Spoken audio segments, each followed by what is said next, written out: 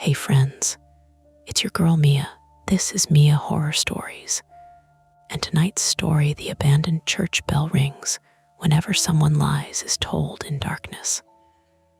The screen will stay black, so you can simply listen, imagine, and feel every moment without distraction. Trust me, the build-up matters, and the ending is where the real chill hides. So don't look away, and don't leave early. The first time the bell rang, nobody looked at the church. We all looked at Nate's phone. It made sense in the moment.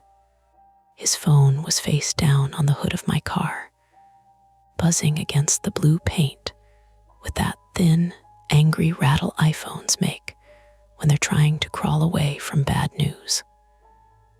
The road beside us was empty, except for our two parked cars and a rusted county sign, half buried in weeds. Beyond that, St. Bartholomew's sat on the hill with its broken windows and its boarded front doors and its bell tower leaning just enough to make you notice, but not enough to make the county do anything about it. Then the bell rang again. A single heavy note rolled down the hill and through the sumac and dry grass, so low I felt it in the soft place under my ribs. Not loud like a wedding bell, not bright, more like someone had dropped an iron pipe inside a grain silo. Nate stopped laughing. His phone kept buzzing. "Tell me that was your ringtone," Marcy said. Nate looked at her, then at the church, then at his phone. "It was my phone," he said. The bell rang a third time. I should have gotten in my car then. I should have made some joke about trespassing fines and tetanus, and how I had work at 7 in the morning. I should have driven back toward town, past the cornfields and the busted Dairy Queen sign, and the little houses with porch lights already turning yellow against the evening. Instead, I stood there with my hand on the warm hood of my Toyota, watching Nate lie with his mouth still open. My name is Evan Whitlock, 32, male, born and raised in Western Pennsylvania. Though I had spent 6 years pretending Pittsburgh made me less small town than I was. That summer, I was back in Mercer County, helping my mother clean out my late father's garage, which was the sort of task that sounds simple until you open the first plastic bin and find every birthday card you ever made in crayon. I worked remotely as a claims adjuster for an insurance company, which meant I spent my days listening to people describe water damage, car accidents, cracked windshields, kitchen fires, all the small disasters that rearrange a life without making the news. I was good at sounding calm when other people were upset. Too good, maybe. I had built a personality out of staying reasonable. My private fear, the one I didn't advertise, was that calm people were just cowards with better posture. That evening had started because Marcy wanted photographs. Marcy Bell, 31, female, was a freelance real estate photographer from Eerie with blunt-cut dark hair, muddy hiking boots, and an old Canon camera she treated more gently than most people treat infants. She had gone to high school with me, though back then she was Marcia, and wore braces, and wrote sharp little poems in the margins of her chemistry notebook. Now she made abandoned places look pretty enough to sell as investment opportunities. She had called me because she remembered I knew the back roads, and because she did not trust Google Maps after it had once guided her into a soybean field outside Meadville. Nate Kessler, 33, male, was her boyfriend, a local contractor with a shaved head, a trimmed ginger beard, and the restless confidence of a man who had never met a door he could not force open. He had brought bolt cutters, even though nobody asked him to. He also brought a six-pack, a flashlight the size of a police baton, and the kind of smile that made every stupid idea sound like a dare you were already losing. The church stood 1.5 miles outside the village of Stonebridge, Pennsylvania, just off County Route 18, where the pavement narrowed and the tree line pressed close. St. Bartholomew's had been closed since the late 90s, after the parish consolidated with one in Grove City. That was the boring explanation. The local version had more texture. People said the roof was bad. People said the land title was tied up in court. People said teenagers used to break in and drink sacramental wine that had somehow been left behind. My father used to say the place wasn't haunted. It was just neglected, and neglect made every building sound guilty. We were not there for ghosts. Marcy had been hired by a man in Youngstown who bought distressed properties and flipped them into unique event spaces, a phrase that made Nate snort every time she said it. The owner needed updated interior photos before sending engineers. Marcy had a contact at the county office who swore the access code for the padlock had been emailed to her. It had not been. So we were standing in the gravel pull-off below the church, waiting for cell service to return, while mosquitoes worried at our ankles and evening settled over the fields in damp gray layers. "Okay," Nate said, picking up his phone. "That one wasn't me." Marcy gave him a flat look. "You just said it was." "I thought it was." The bell did not ring. That should have meant nothing. Old metal shifts. Wind gets into towers. Ropes move. Birds hit things.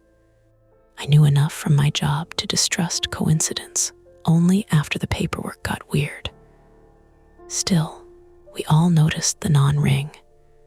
3 adults trying very hard not to notice something, which is one of the loudest things people can do.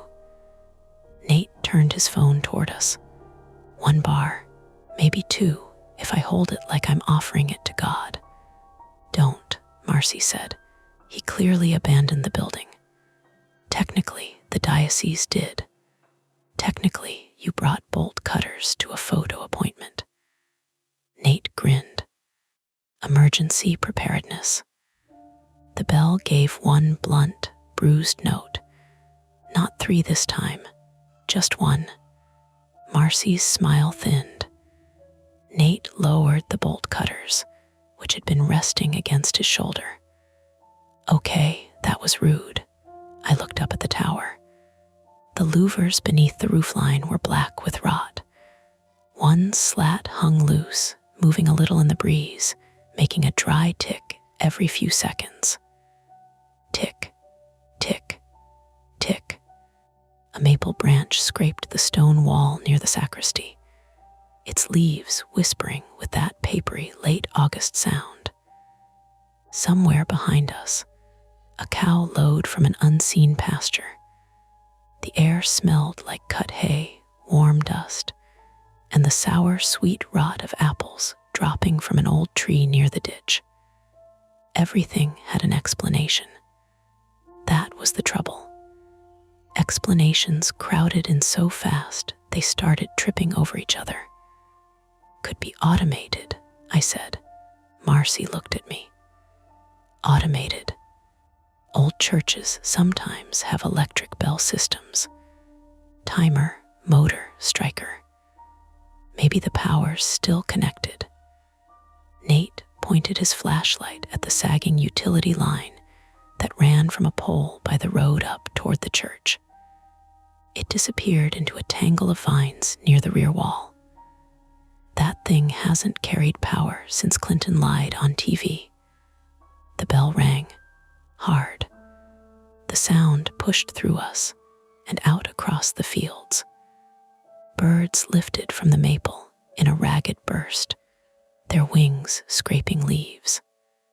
Marcy flinched and bumped the side mirror of my car with her hip. Nate stared at the tower. I stared at him. He noticed. "What?" "Nothing," I said. The bell stayed quiet.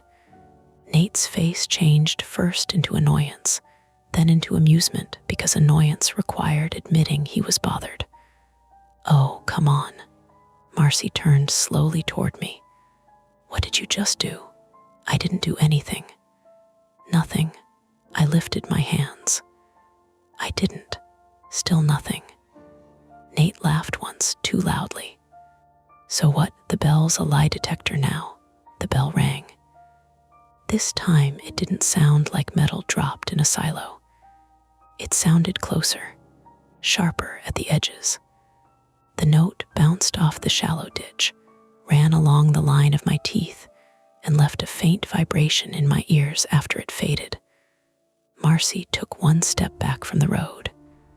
"Stop messing around," she said. Nate held up both palms.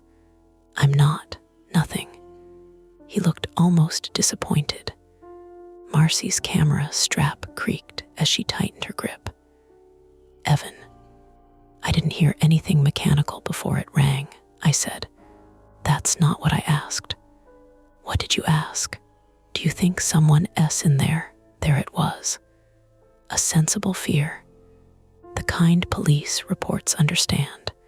Squatters, teenagers, copper thieves, some guy with a generator and too much free time. That possibility should have grounded me, and for a second it did. People were more dangerous than stories. People had hands and tools and bad ideas. People watched you from dark windows and waited to see how brave you wanted to be. I looked at the church again. Its front steps were cracked down the middle, weeds coming up through them in stiff green fingers. The main doors had been covered with plywood, but the plywood was weather-stained and curling at the lower corner. A faded sign was nailed crooked above the entrance. Private property, no trespassing, unsafe structure below that. Someone had spray painted LIARSGO home in red letters that had run with rain. Each drip dried into a thin vertical tail. "I think," I said carefully. "We don't know." The bell did not ring. Nate exhaled through his nose. "That's the safest sentence ever spoken." Marcy glanced at him. "Don't." "What?" "It is."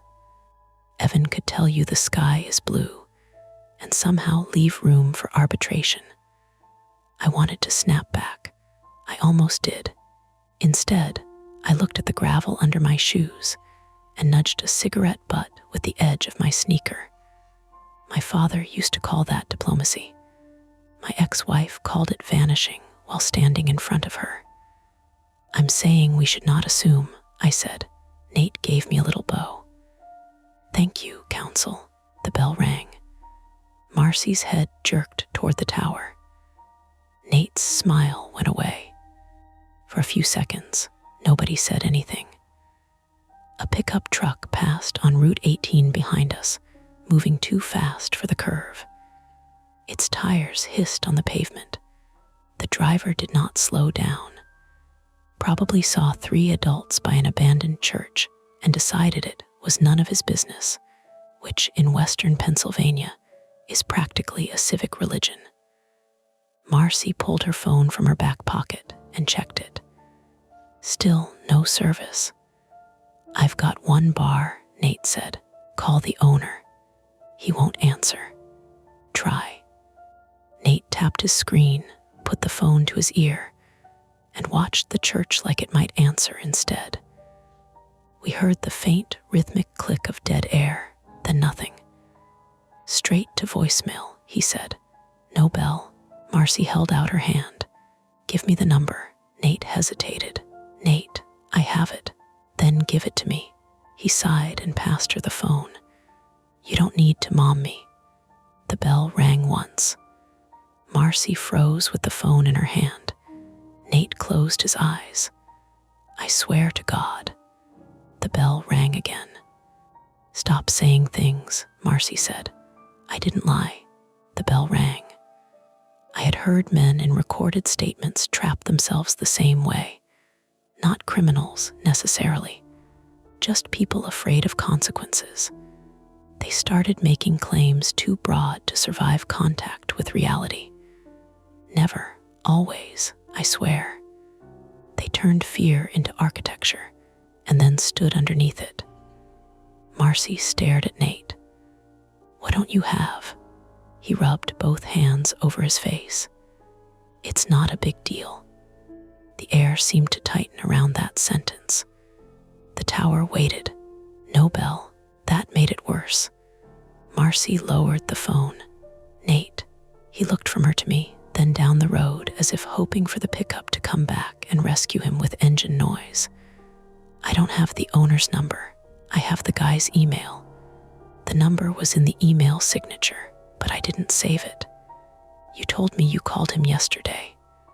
"I emailed him." The bell did not ring. "You said called." "I said contacted." The bell rang. Marcy's mouth opened a little, then closed. She looked tired more than angry. That was the part that made me uncomfortable. Anger is clean. Tired means the argument has roots. Nate pointed at the church. "Okay, I don't care what that thing is doing. That is not proof of anything." "No bell." He jabbed a finger upward. "Exactly." The bell rang. I laughed. It came out wrong. Small and dry, more like a cough. Both of them looked at me. "Sorry," I said. "Sorry. It's just..." The bell rang. Marcy whispered, "Jesus." I pressed my lips together. Nate bent, grabbed the bolt cutters, and started up the slope. "Where are you going?" Marcy called. "To take a look." "No, you're not." "I am absolutely taking a look." The bell remained still. "Nate," she said, sharper now. "We don't have permission to break in." "I'm not breaking in." The bell rang before he had finished the last word. He stopped halfway up the slope. The sun had dipped below the trees, and the church had become less of a building and more of a dark shape with edges. Nate stood in the weeds with his shoulders squared, bolt cutters hanging at his side. For the first time that evening, he looked smaller than he wanted to be. Not scared exactly, cornered. Marcy followed him 3 steps up, then stopped. "Come back down." He didn't move. I could hear insects in the grass now, a steady electric rasp. Somewhere in the church, or near it, water dripped, or a loose board ticked, or a bird shifted in the rafters. Small sounds gathered around the larger absence where the bell should have been. I took my flashlight from the trunk. Not the huge one like Nate's, just a dented mag light my dad had kept in his garage. The rubber grip was tacky with age. I turned it on, and the beam came out weak, but steady, yellowing the weeds. Marcy looked at me. "Don't encourage him." "I'm not," I said. "Nothing. I'm going up to see if there's an obvious person, wire, speaker, anything, from outside." The bell stayed quiet. Marcy studied my face, maybe looking for the part of me that was trying to be useful and the part trying to avoid deciding. She had always been good at that. Even in high school, she could tell when someone was laughing at a joke because it was funny, and when they were laughing because the room required it. I need the photos by Monday, she said, almost to herself. Not worth getting hurt, I said. The bell did not ring. Nate snorted from the slope. Wow, principles. Marcy turned on him. This isn't about principles. This is about you turning everything into proof that you're not scared. The bell rang. Nate's jaw tightened. For one brief, stupid second, I thought he might throw the bolt cutters at the church. Instead, he said very softly, I'm not scared. The bell rang so hard the loose louver under the tower roof shuddered. The sound did not fade right away.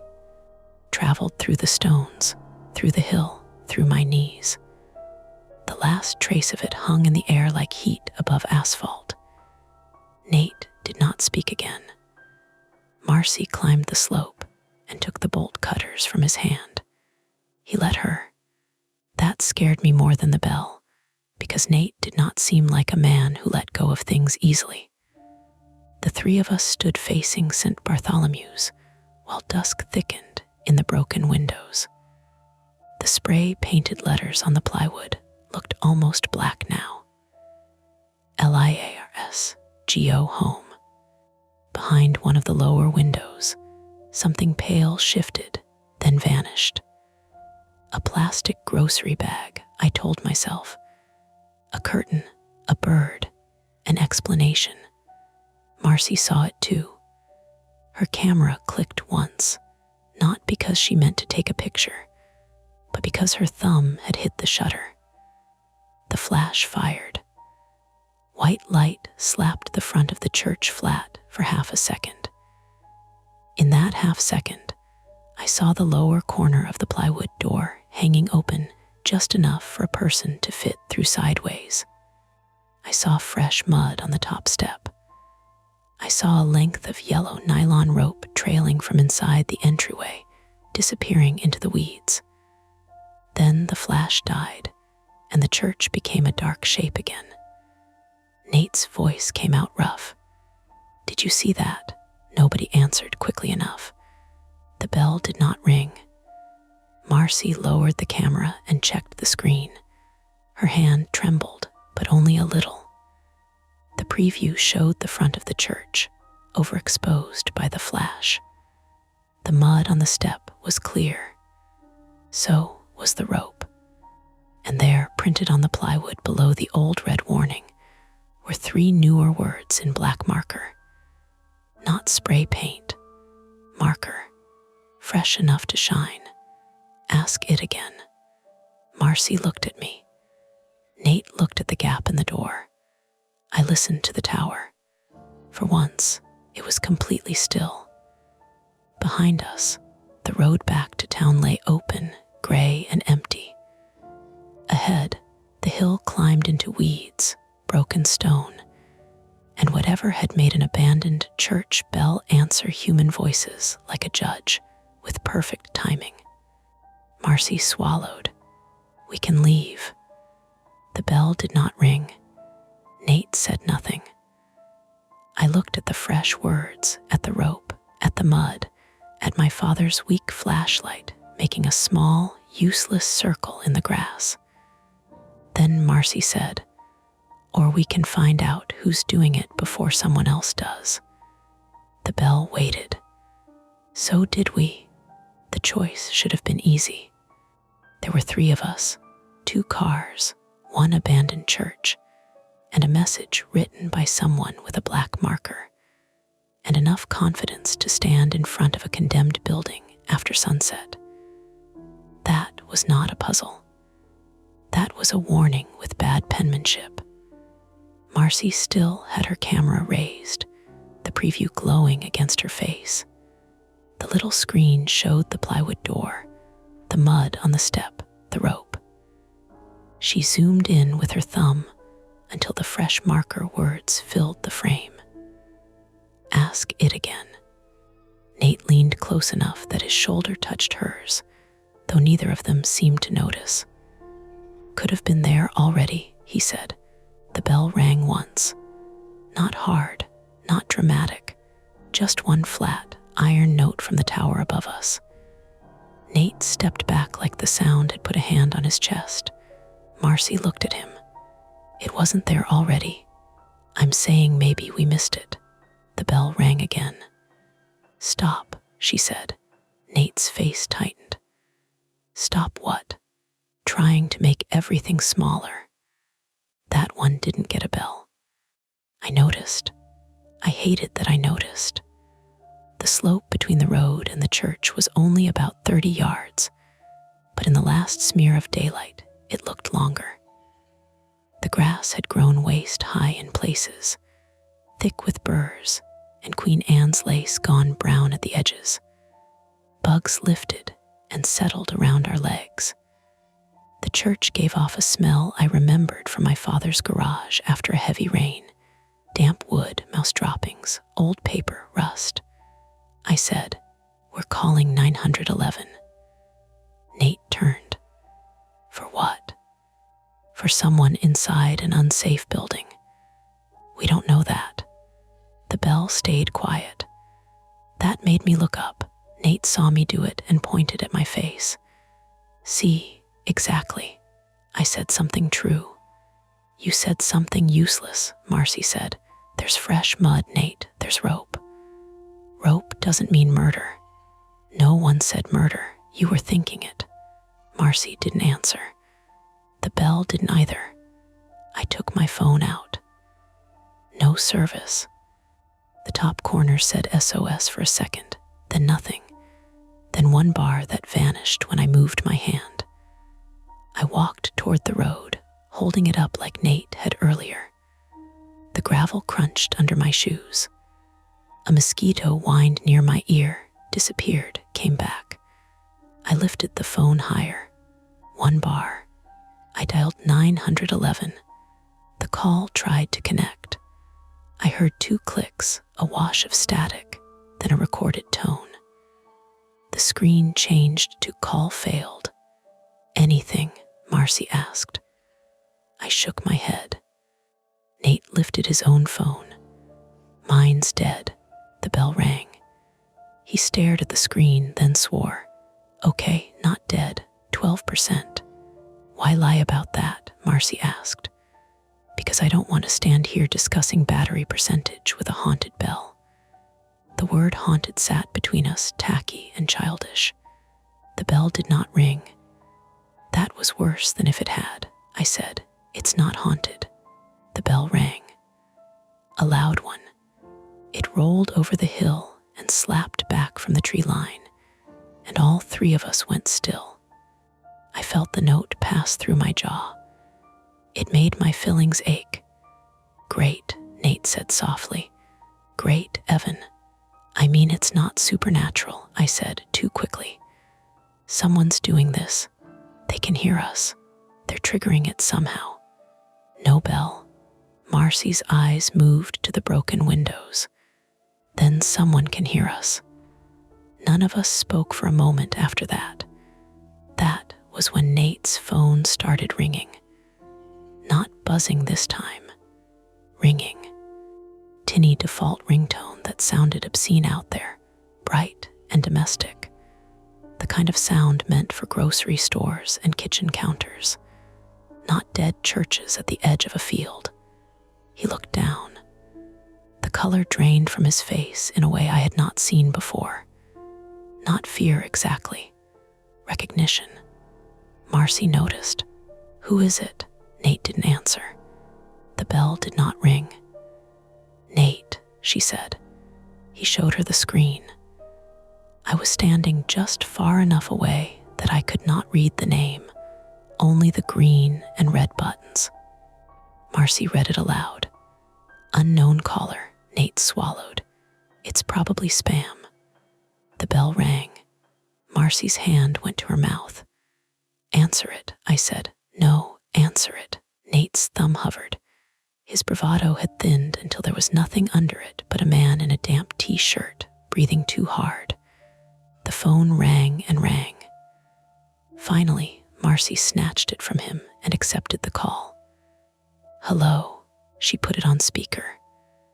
At first, There was only wind noise, not from our end.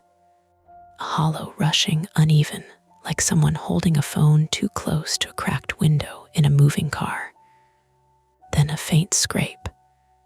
Then a voice, male or maybe female under distortion, whispering so close to the microphone that the consonants broke apart. "Ask him where the key is." Marcy's eyes lifted to Nate. The call ended. The church bell did not ring. Nate backed down one step. Nope. "What key?" Marcy asked. "I don't know." The bell rang. "Nate," I said, "I don't know what they mean." The bell rang again. "Then think faster," Marcy said, and her voice had a new edge, not anger now. Panic held tight by both hands.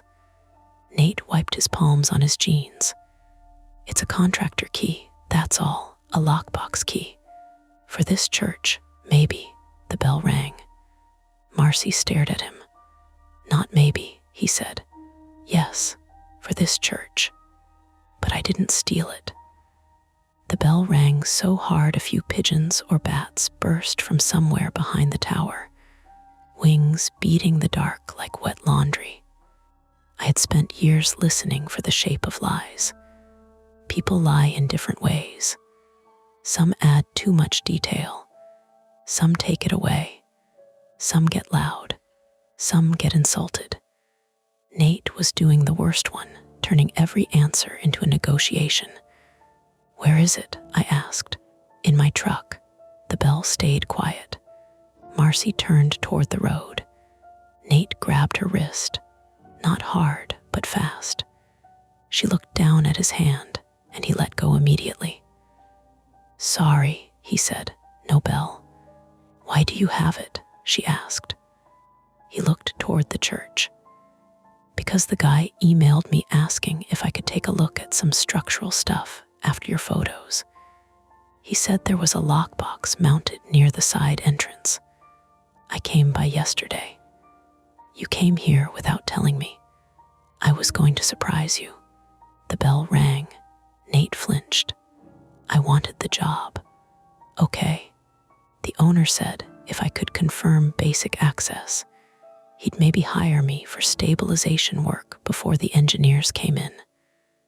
That's a real contract. That's money. Why didn't you say that? Because you get weird when I mix business with your business. The bell stayed quiet. Marcy looked like that hurt more than the lies. I said, "Did you go inside yesterday?" Nate shook his head. "No." The bell rang. He closed his eyes. "How far?" I asked. "Just the entry." The bell rang. "Farther, a little." The bell rang. Marcy's voice went small. "Nate." He opened his eyes and looked at her, and for 1 second I saw the shape of his fear plainly. He was not afraid of the church. He was afraid of being seen as the kind of man who needed to confess. "I went into the nave," he said, "maybe 10 minutes. There was a hole in the floor near the front. I didn't go past it. I heard something upstairs, so I left." No bell. A hard little silence settled over us. "What did you hear?" I asked. "Footsteps. Human footsteps." "I don't know. Old building noises, animals." The bell rang. Nate's voice cracked. "Fine. Human. I thought human." Marcy moved closer to me without looking at Nate. "You heard someone inside yesterday and still brought us here." I thought it was kids or squatter, I yelled. Nobody answered. The bell stayed quiet. The practical part of my brain, the part I trusted most and liked least, started arranging the facts in order. Someone had Nate's number.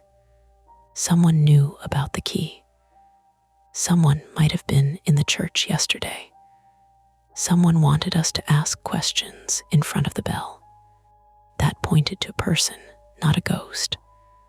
A person with access, a phone, a view of the front slope, and a very ugly sense of theater. "We leave," I said. "We drive until we get service." We call 911 from the main road. Marcy nodded fast. Yes, Nate nodded too many times.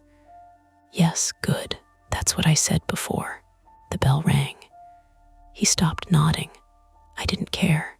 Cars, now. We started down the hill together, quicker than pride allowed, but not quite running. Sky had gone the deep, chalky blue that comes right before dark. My Toyota sat where I had left it, near the county sign. Nate's black Silverado was parked behind it at an angle. Its front end pointed toward the road like he had expected a quick exit. Then we saw my tires.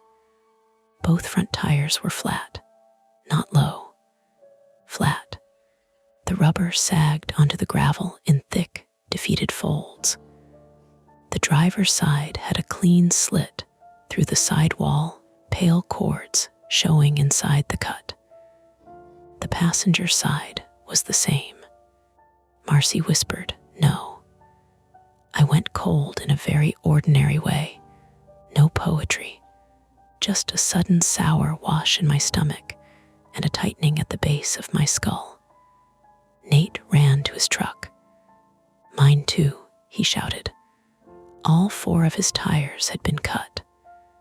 For a few seconds, the only sound was Nate kicking gravel and saying the same word over and over, not loud, just helplessly. Marcy walked in a tight little circle with her camera pressed against her chest. I crouched by my front tire and touched the slit with 2 fingers.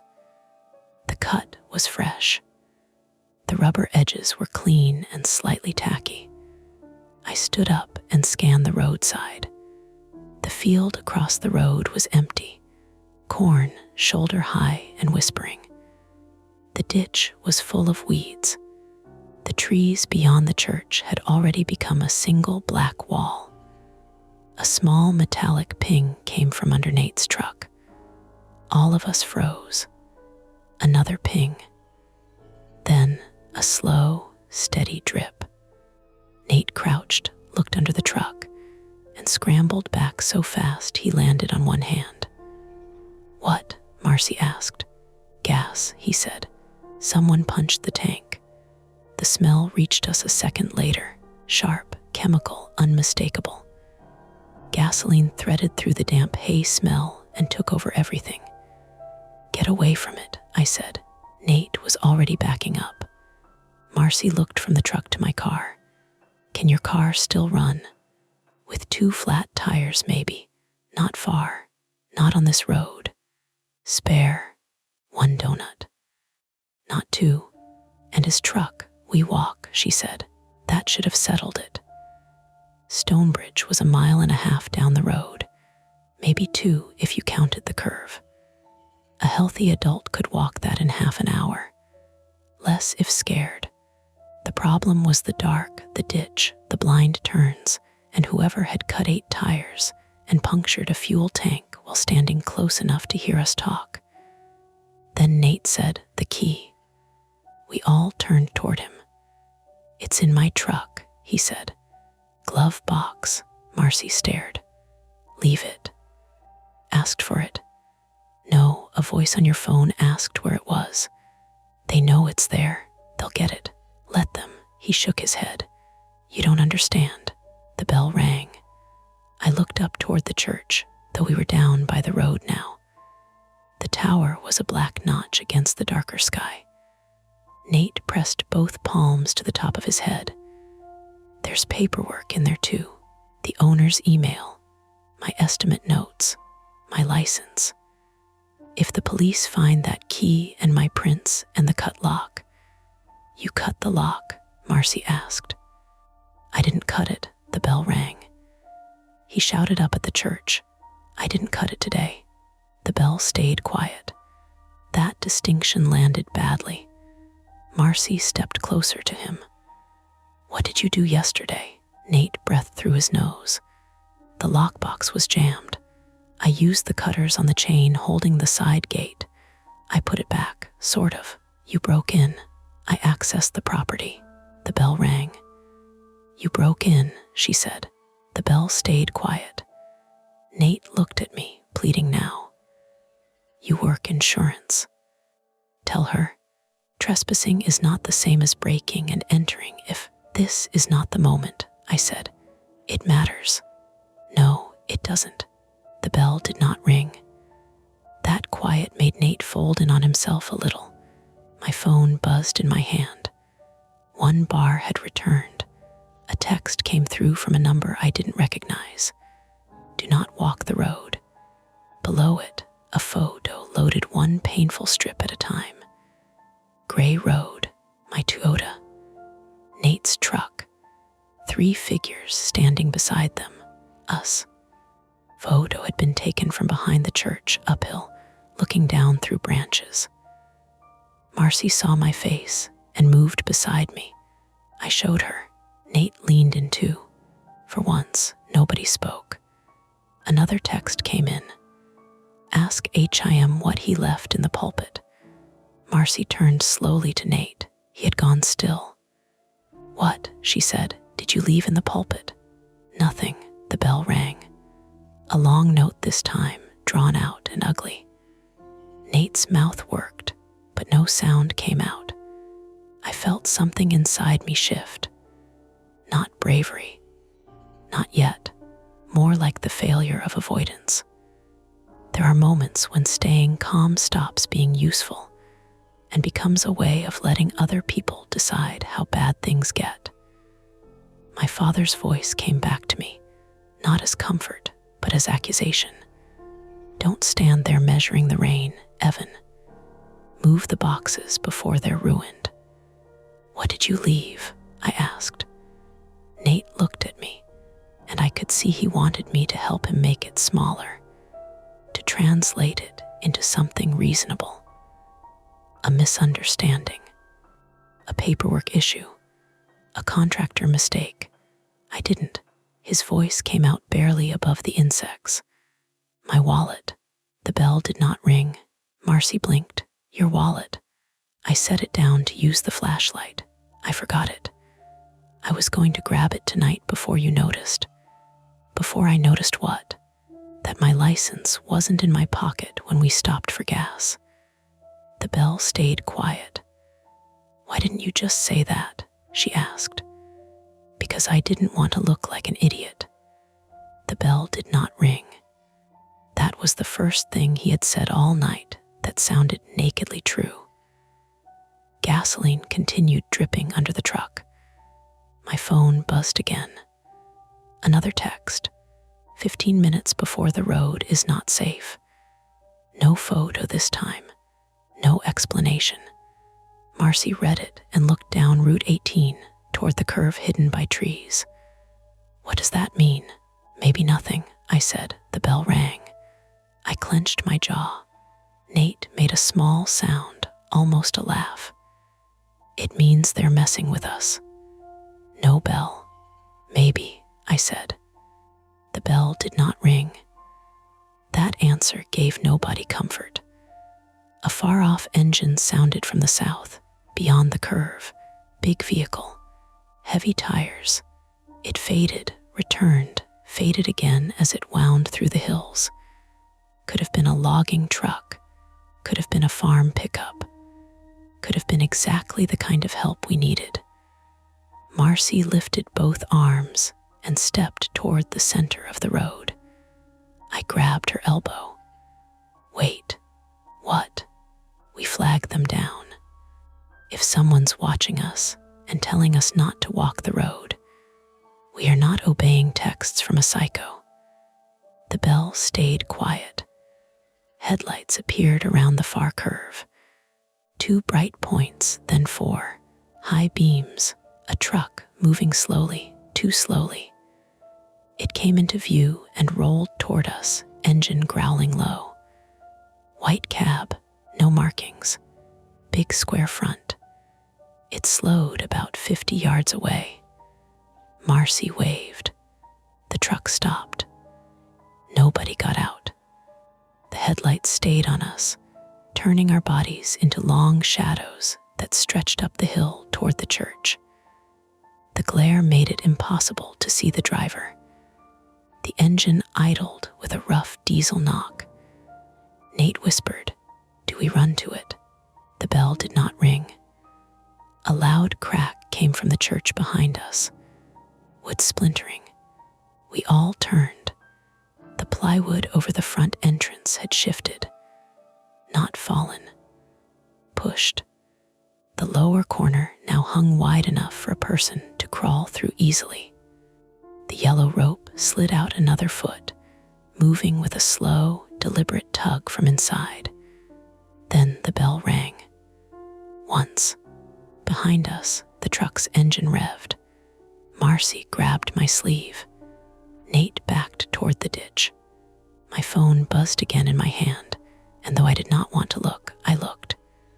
Bring the key and wallet inside, or stand in the road. The truck crept forward 10 feet. The church door gaped behind us. The road was no longer an exit. It was a choice, and none of us liked what the bell did with choices. The white truck crawled closer, then stopped again, 20 yards from us. Its headlights filled the road. I could see dust drifting in the beams, bright and slow, each tiny piece of it moving like ash.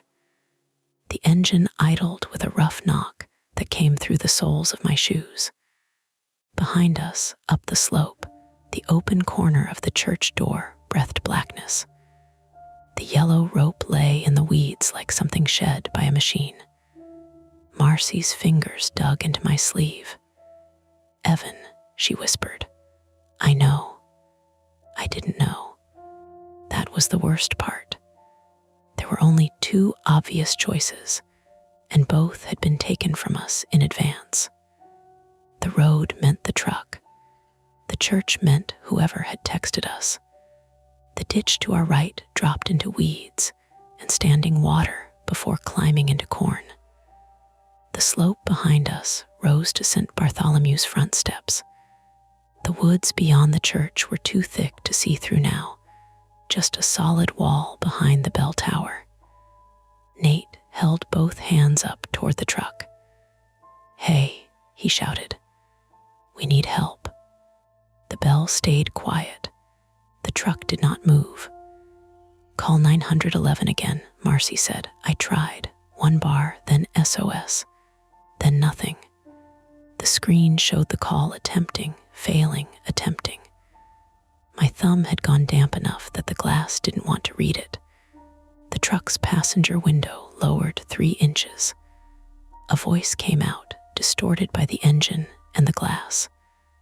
"Road S closed." It was a man's voice. Older, maybe, flat. Nate took a step toward it.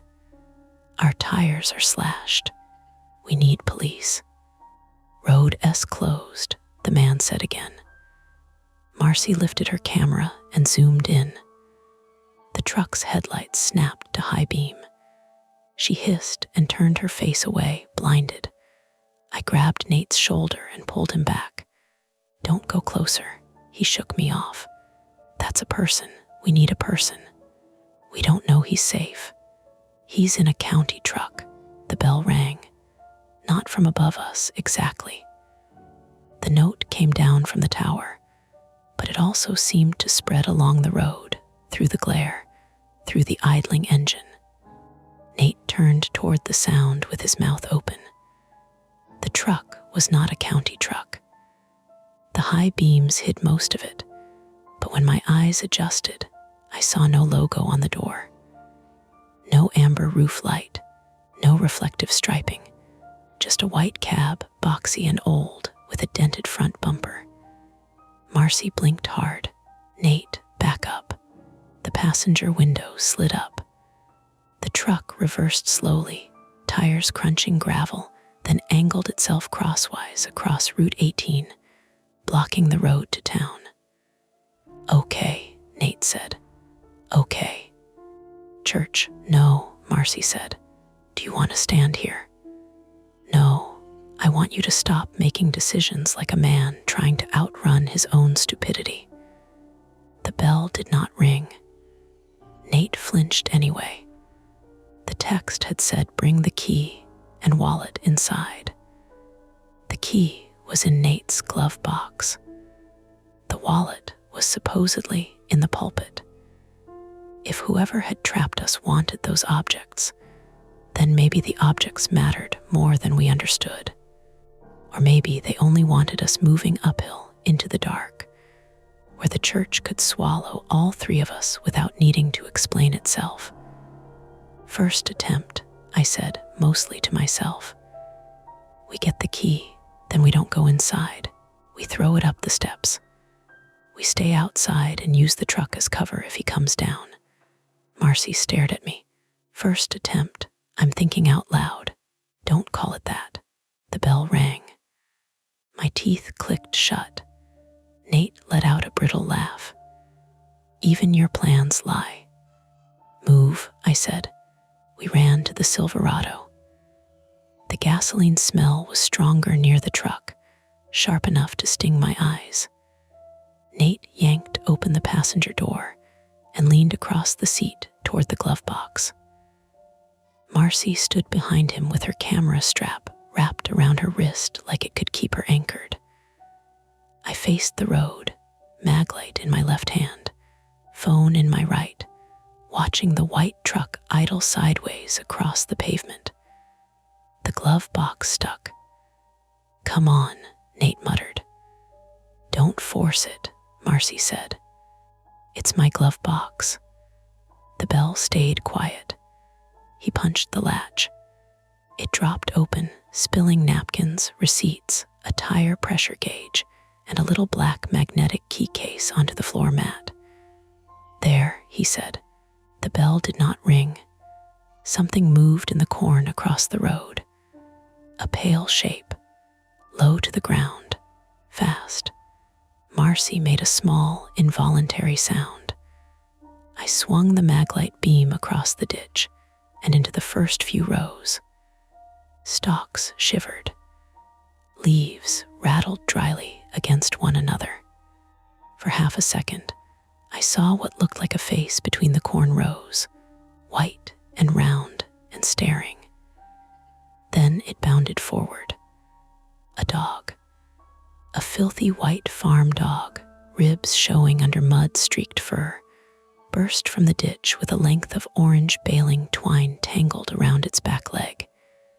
It skidded on the gravel, panicked by the headlights, then shot behind my Toyota and vanished toward the pasture. Marcy pressed her hand over her chest. God, dog, I said, though my own voice sounded thin. The bell stayed quiet. That was the misdirection, but it did not make me feel better. It proved something alive could move around us without being seen until it was almost at our feet. Nate came out of the truck holding the black key case. My phone buzzed, not the case, the brass one. Nate stared at the message over my shoulder. Marcy turned slowly. What brass one? Nate didn't answer. The bell did not ring. Nate, I said, his jaw flexed. There's another key. Where? Taped under the steering column. The bell stayed quiet. Marcy shut her eyes. Why? Because I make copies of keys on job sites sometimes. The bell rang. He held up a hand. Not like that, not stealing, for convenience. So I don't have to keep asking, the bell rang again. Stop talking, I said. Nate ducked back into the truck, reached under the steering column, and came out with a brass key on a small silver ring. It looked ordinary, house key shape.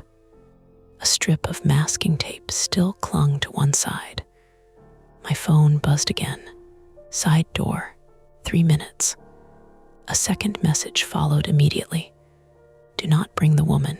Marcy read it and gave a hard, humorless laugh. Absolutely not. Nate looked at her. Maybe you should stay. The bell rang. The sound made Marcy's anger flicker into hurt and back again. You want me out of sight now? She asked. I want you safe. The bell did not ring. That steadied him a little. I said, nobody separates. Bell stayed quiet. So that became the plan, because every other plan had broken before it started. We moved uphill in a tight line, not using the front steps. The church sat on a raised patch of land shaped like a crooked rectangle.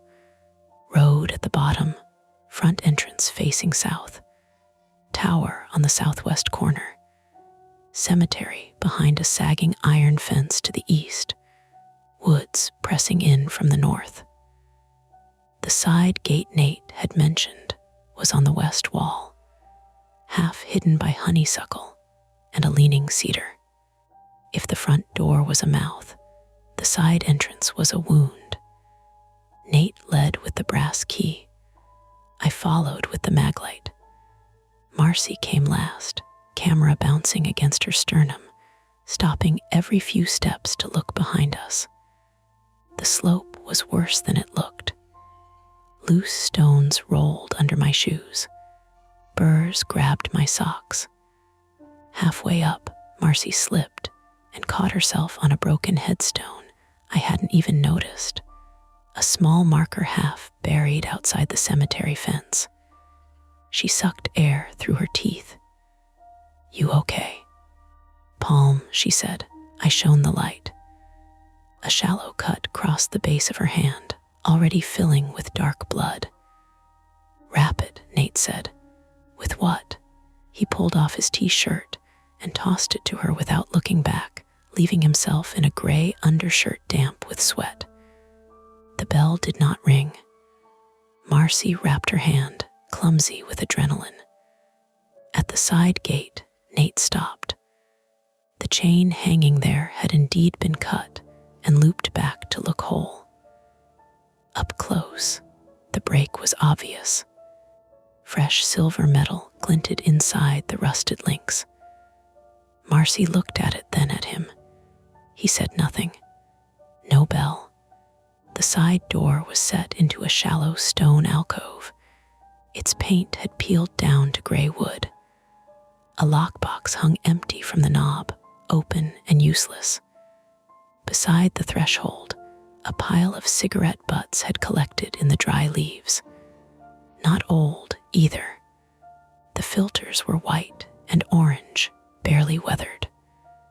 Someone has been using this entrance, I said. No bell. Nate slid the brass key into the deadbolt. It turned. The sound was small but final. Inside, the church smelled worse. Wet plaster, mold, cold ash. A faint human smell too, like old sweat trapped in coats. My flashlight beam cut through dust and landed on the side aisle. Splintered pews sat in rows to our right. The nave stretched forward toward the altar, where the pulpit stood like a dark box against the collapsed shadow of the apse. To the left, a narrow stairway climbed toward the choir loft and bell tower. Yellow rope ran across the floor from the front entrance, over the aisle, and up those stairs. Marcy whispered, "There's the rope." "Don't touch it," I said. The bell stayed quiet. We crossed the side threshold. My phone immediately lost service. Nate tried his. Nothing. "That's convenient," Marcy said. The bell did not ring. The floorboards groaned under us. Somewhere overhead, water dripped at regular intervals into a bucket or pan. Plink, plink, plink. The sound mapped the space better than my flashlight did. High ceiling, open center, hidden corners. Our breathing seemed too loud. We made our second attempt then, retrieve the wallet quickly and leave. Simple. Straight line from side door to center aisle to pulpit, pulpit back to door. No stairs, no tower, no exploring. Nate whispered, "It's right there." "Go slow," I said. The bell rang above us. All three of us ducked. Inside the church, the sound was enormous. It didn't ring so much as strike. Dust sifted from the ceiling. The loose glass in the windows chattered. Marcy clapped both hands over her ears, then winced from the cut in her palm. Nate stumbled against a pew and cursed. "That wasn't a lie," he gasped. "Maybe you weren't going to go slow," Marcy said. "No bell." We moved anyway. 10 feet. 15. The center aisle was littered with fallen plaster, leaves, dead insects, and strips of paper that might once have been hymnals. At the third pew, my flashlight caught a black dome mounted beneath the balcony. I stopped. "What?" Marcy whispered. "Camera."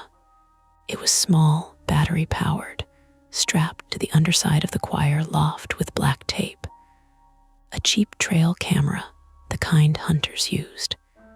Its little red infrared window faced the entrance. Nate stared at it. "That's how they got the photo." "Maybe one of them," I said. The bell stayed quiet. Marcy lifted her camera and took a picture of it. A click answered from somewhere upstairs. Not the bell. A different click, mechanical, close. Then a flash popped from the choir loft. Marcy cried out, not from pain, from being photographed. Someone had taken our picture from above. Nate surged toward the stairs. "No," I grabbed his arm. "They're up there. Or they want you up there." The bell stayed quiet. He pulled once against my grip, then stopped. A thump came from the front of the church. We turned. Something had fallen from the pulpit and landed on the floor with a soft slap. Nate's wallet. It lay in the aisle 20 feet ahead of us. Nobody was near it. Marcy whispered. "How did?" A shadow shifted behind the pulpit. Nate made a strangled sound and raised the flashlight. The beam found a face. For one frozen second, I thought a person was crouched there, pale, bald, watching us over the wood. The beam steadied and the face became plaster. A chipped statue of some saint toppled behind the pulpit, its head angled upward, one painted eye worn away. The shadow had been thrown by our moving lights. Marcy laughed once, breathless and angry. "I hate this place." No bell. Nate darted forward and grabbed the wallet. The bell did not ring. "Got it," he said. My phone buzzed. I looked down, startled. No service bars, but the message had come through anyway, maybe delayed, maybe from some device nearby. "Open it." Nate held the wallet like it had become hot. "Open it," Marcy said. No, the bell rang. He opened it. His driver's license was there. Credit card, cash, a folded receipt. And behind the license window, tucked so neatly I would have missed it if the sender hadn't forced the moment, was a memory card. Marcy leaned in. "That yours?" "No." The bell stayed quiet. Nate looked at me. "I've never seen it before." The bell stayed quiet again. That was true. For a moment, the whole trick seemed less mysterious and more awful. The bell wasn't magic. It was being used like a weapon by someone who already knew which lies would matter and which truths would hurt more. Marcy took the memory card with her uninjured hand. "My camera can read this." "No," I said. "We need to know what's on it. We need to leave." The side door slammed. Not closed by wind, slammed hard enough that the latch snapped into place. All three of us ran for it anyway. Nate reached it first and twisted the knob. Nothing. He tried the key. The deadbolt turned, but the door did not open. "Something's blocking it," he said. From outside, metal scraped across stone. Then came the unmistakable sound of the cut chain being wrapped through the gate. Our second attempt had failed. We were inside now. Marcy's breathing turned ragged. She pointed her camera toward the side aisle and switched it to playback, fumbling with the little memory card door. "Give me 30 seconds. "We don't have 30 seconds, I said. The bell rang. I stopped, because I didn't know that. None of us did. She slid the memory card into the camera. The screen blinked, then loaded a grainy video thumbnail. Night vision, green-black image, the pulpit. A date stamp from yesterday. Nate's face changed. Marcy hit play. The clip showed Nate inside the church the previous evening, his flashlight in his teeth, opening the pulpit and leaning over it. He set his wallet down. Behind him, in the far left corner near the tower stairs, a person stood partly hidden by the pews. Small, hood up, motionless. Then the person lifted one hand and rang a little brass handbell. Not the tower bell, a handbell. On the video, Nate jerked around, heard something, panicked, and ran. His wallet remained on the pulpit. The clip ended. For a few seconds, none of us moved. Marcy whispered, "The sound we heard yesterday wasn't the church bell." Nate shook his head. "I didn't see them." The bell stayed quiet. I looked toward the tower stairs where the yellow rope climbed into darkness. "They wanted him to think it was above him," I said. "They were already testing it." A low creak came from the front entrance.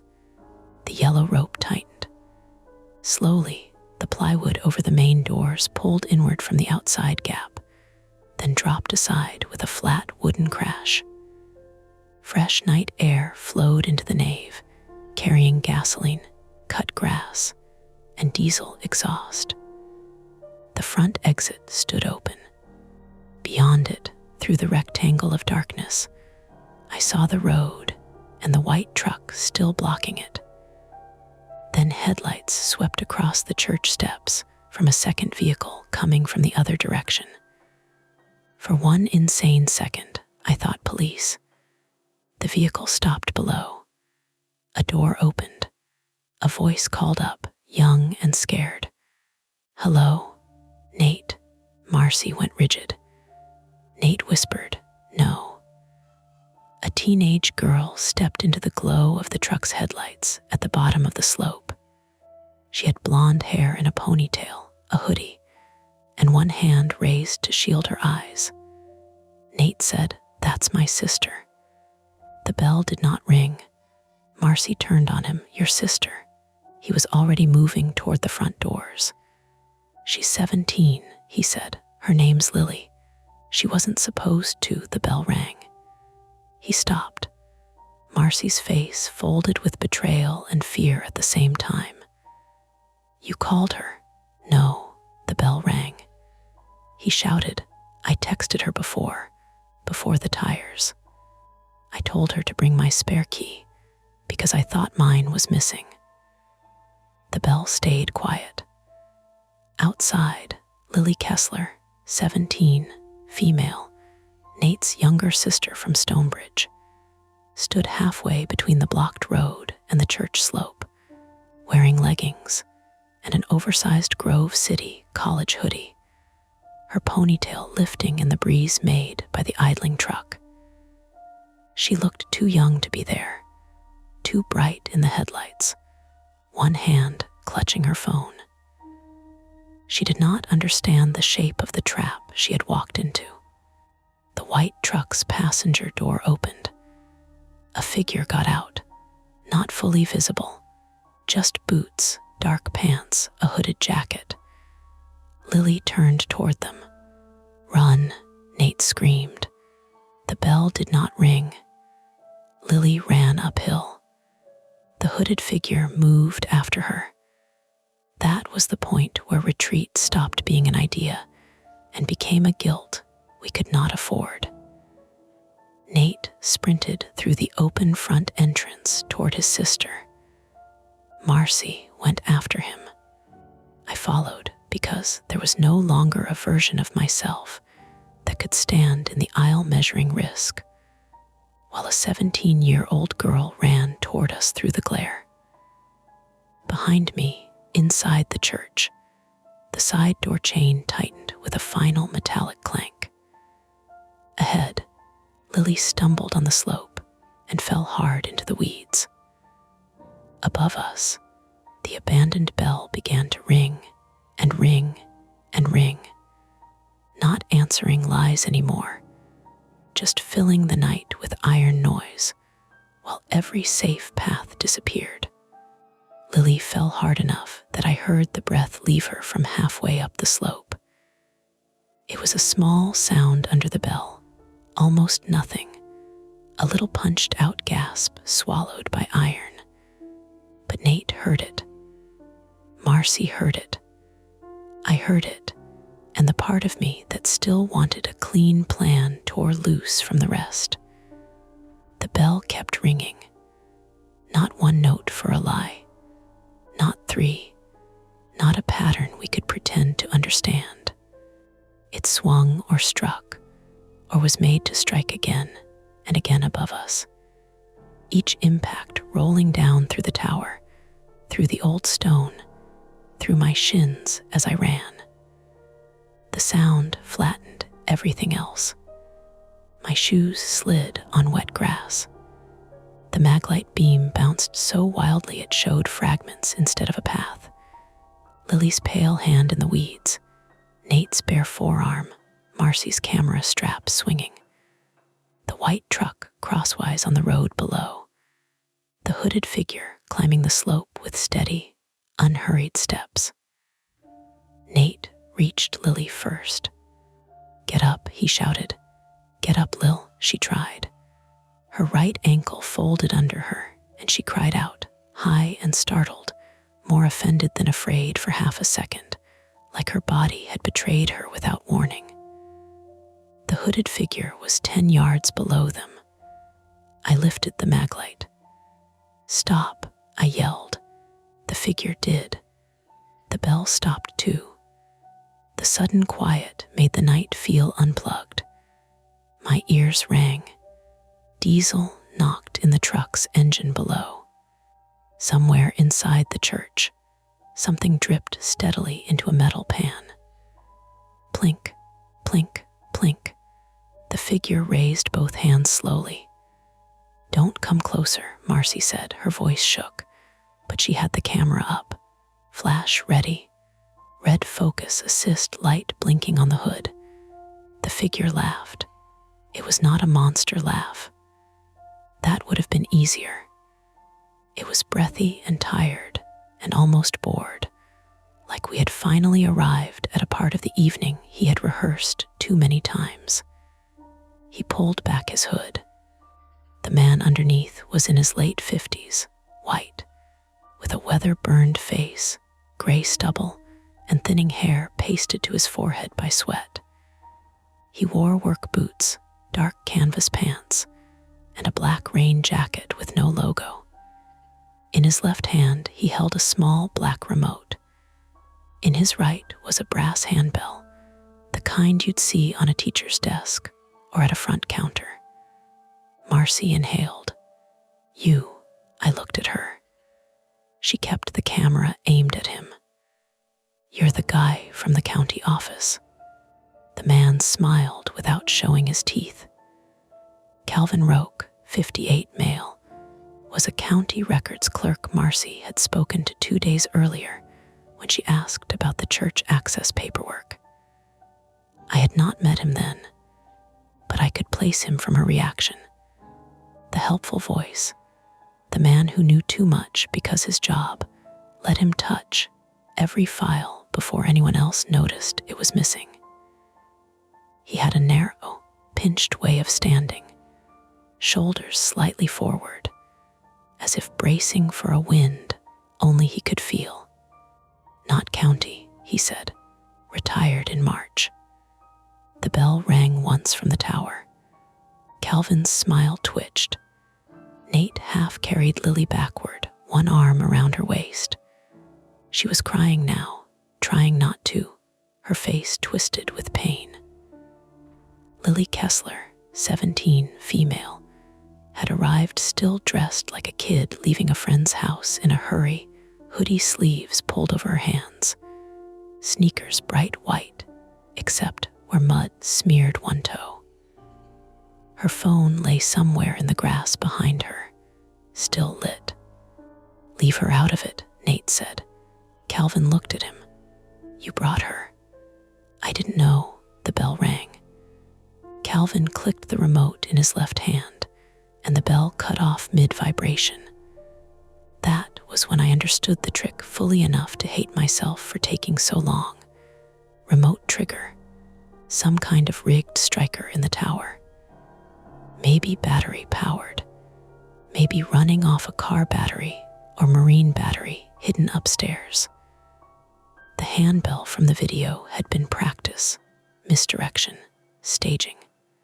The tower bell had always been human hands and equipment. Not judgment, not truth. A man who knew what questions to ask and when to punish the answers. Marcy said, "You recorded us." Calvin's eyes flicked to the camera in her hands. "You recorded me first. I took photos for a property job of a building you had no right to enter. You sent the access email." "No, I forwarded an old file." He looked toward Nate. Then he improved the situation. Nate's face was wet with sweat. "What do you want?" Calvin lifted the brass handbell slightly. "Same thing I wanted when your father came here." The sentence landed wrong. Lily stopped crying for 1 second. Nate said, "My father." The bell stayed quiet. Calvin liked that. I saw it in his face. He had been waiting for that silence. "Ask him," Calvin said to Lily. She shook her head. "I don't know what you're talking about." The bell did not ring. Nate looked down at her. Marcy shifted closer to me. "Evan." "I know," I whispered. But I still didn't. Not enough. Calvin stepped up one more pace. I stepped sideways, putting myself between him and Marcy without fully meaning to. The slope dropped off sharply to my right into the ditch. Behind me, the church entrance gaped open, its front steps cracked, its doorway dark. The yellow rope ran from the threshold and up inside, taut now, climbing toward the bell tower. If Calvin had the remote, someone else might still be inside. "Who's in the church?" I asked. "Nobody." The bell rang. He did not press the remote that time. Or maybe he did so fast I missed it. His face hardened. A second figure moved in the church doorway. Smaller, hood up, standing just inside the darkness. Marcy's flash went off. White light blew the scene open. The figure in the doorway lifted an arm to shield their face. Not a man. A woman, maybe mid-20s, pale, with hair tucked under a knit cap and a disposable respirator mask hanging under her chin. Calvin snapped, "Dara, no." Dara Roque, 26, female, appeared in the doorway wearing a dark hoodie, paint-spattered jeans, and work gloves. She had the exhausted, fixed expression of someone who had been awake too long and angry longer. Later, I would learn she was Calvin's niece, though in that moment she was only another person in the trap, another set of hands that could lock doors, cut tires, pull rope, and stand where the camera could not see. Dara held up Nate's black magnetic key case. "Enough," she said to Calvin. "She's hurt." Calvin turned on her. "Get back inside." The bell rang. Dara looked at the tower, then at him. "You're not doing it right anymore." Those words did something to him. His face went slack for a fraction of a second, then tightened into something ugly and private. Nate shifted Lily's weight. She whimpered. Her ankle had already begun to swell above the sneaker, skin bulging against the sock. I could see grass seeds stuck to the wet streaks on her cheek. "We're leaving," I said. Calvin turned back to me. "No," the bell rang. Dara's hand had moved. She had a second remote. So there were at least 2 controls, 2 people. Maybe more than one battery system. Maybe the bell could be triggered from inside and outside. The lie detector was already falling apart. The timing depended on them knowing secrets in advance, guessing the rest, and letting fear fill gaps. That didn't make it harmless. Fear had cut our tires. Fear had blocked the road. Fear had brought a 17-year-old girl to a condemned building. Marcy said, "Calvin, listen to me. I don't care what Nate did yesterday. I don't care about the chain, the key, any of it. Lily needs a hospital. She needs to know what men like him do when nobody asks questions." The bell stayed quiet. Nate's head jerked up. "I didn't do anything to you." The bell rang. Nate flinched like he had been slapped. Calvin smiled. And then Lily, crying and shaking on one leg, said, "He lies when he's scared. That doesn't make him guilty of whatever this is." No, Belle. That shut all of us up for half a breath. Marcy looked at Lily, then at Nate. Nate looked destroyed. Calvin didn't like it. He lifted the remote. I moved before he could press it. Not well. Not heroically. I threw the mag light at his hand. It hit him in the wrist with a dull crack. The remote flew into the grass. Calvin shouted and swung the brass handbell at my face. I ducked too late. The edge clipped my cheekbone and opened skin. Pain flashed white behind my eye. Then Nate dropped Lily. Not fully. He lowered her badly, too fast, and she cried out when her ankle hit the ground. But his hands were free. He tackled Calvin. They went down in the weeds with a sound like laundry dumped from a basket. Calvin was older, but he was thick through the shoulders and desperate. He got one knee under Nate and drove an elbow into his ribs. Nate grunted. Marcy screamed his name. Dara ran down the steps. "No, stop," the bell started again. Dara had the second remote in her hand, but she wasn't looking at it. Her thumb was mashed down, maybe by accident, maybe panic. The bell hammered the night.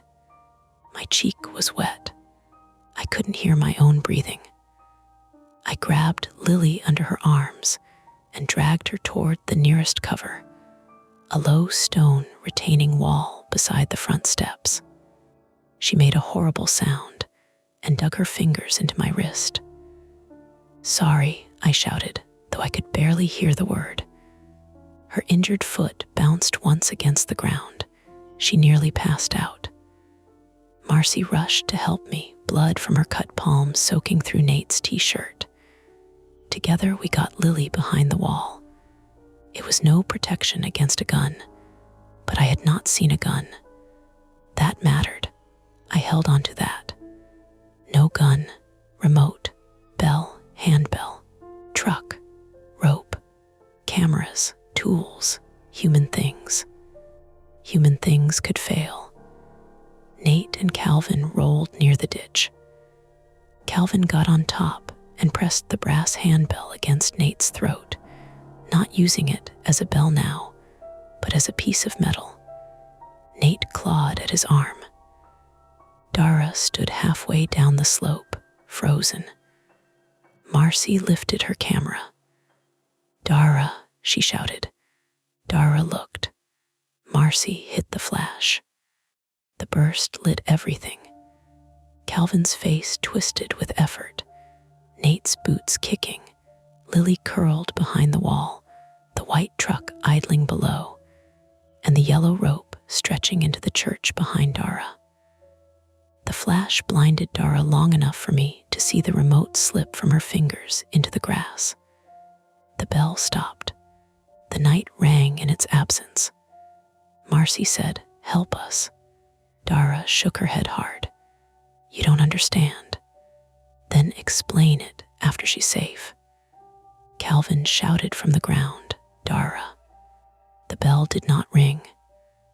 Dara looked toward him, and for the first time her face changed. Not fear, shame. He said no one would get hurt, she said. The bell stayed quiet. Marcy took a step toward her. "Then make that true." Calvin twisted, saw Dara hesitate, and drove his knee hard into Nate's stomach. Nate folded.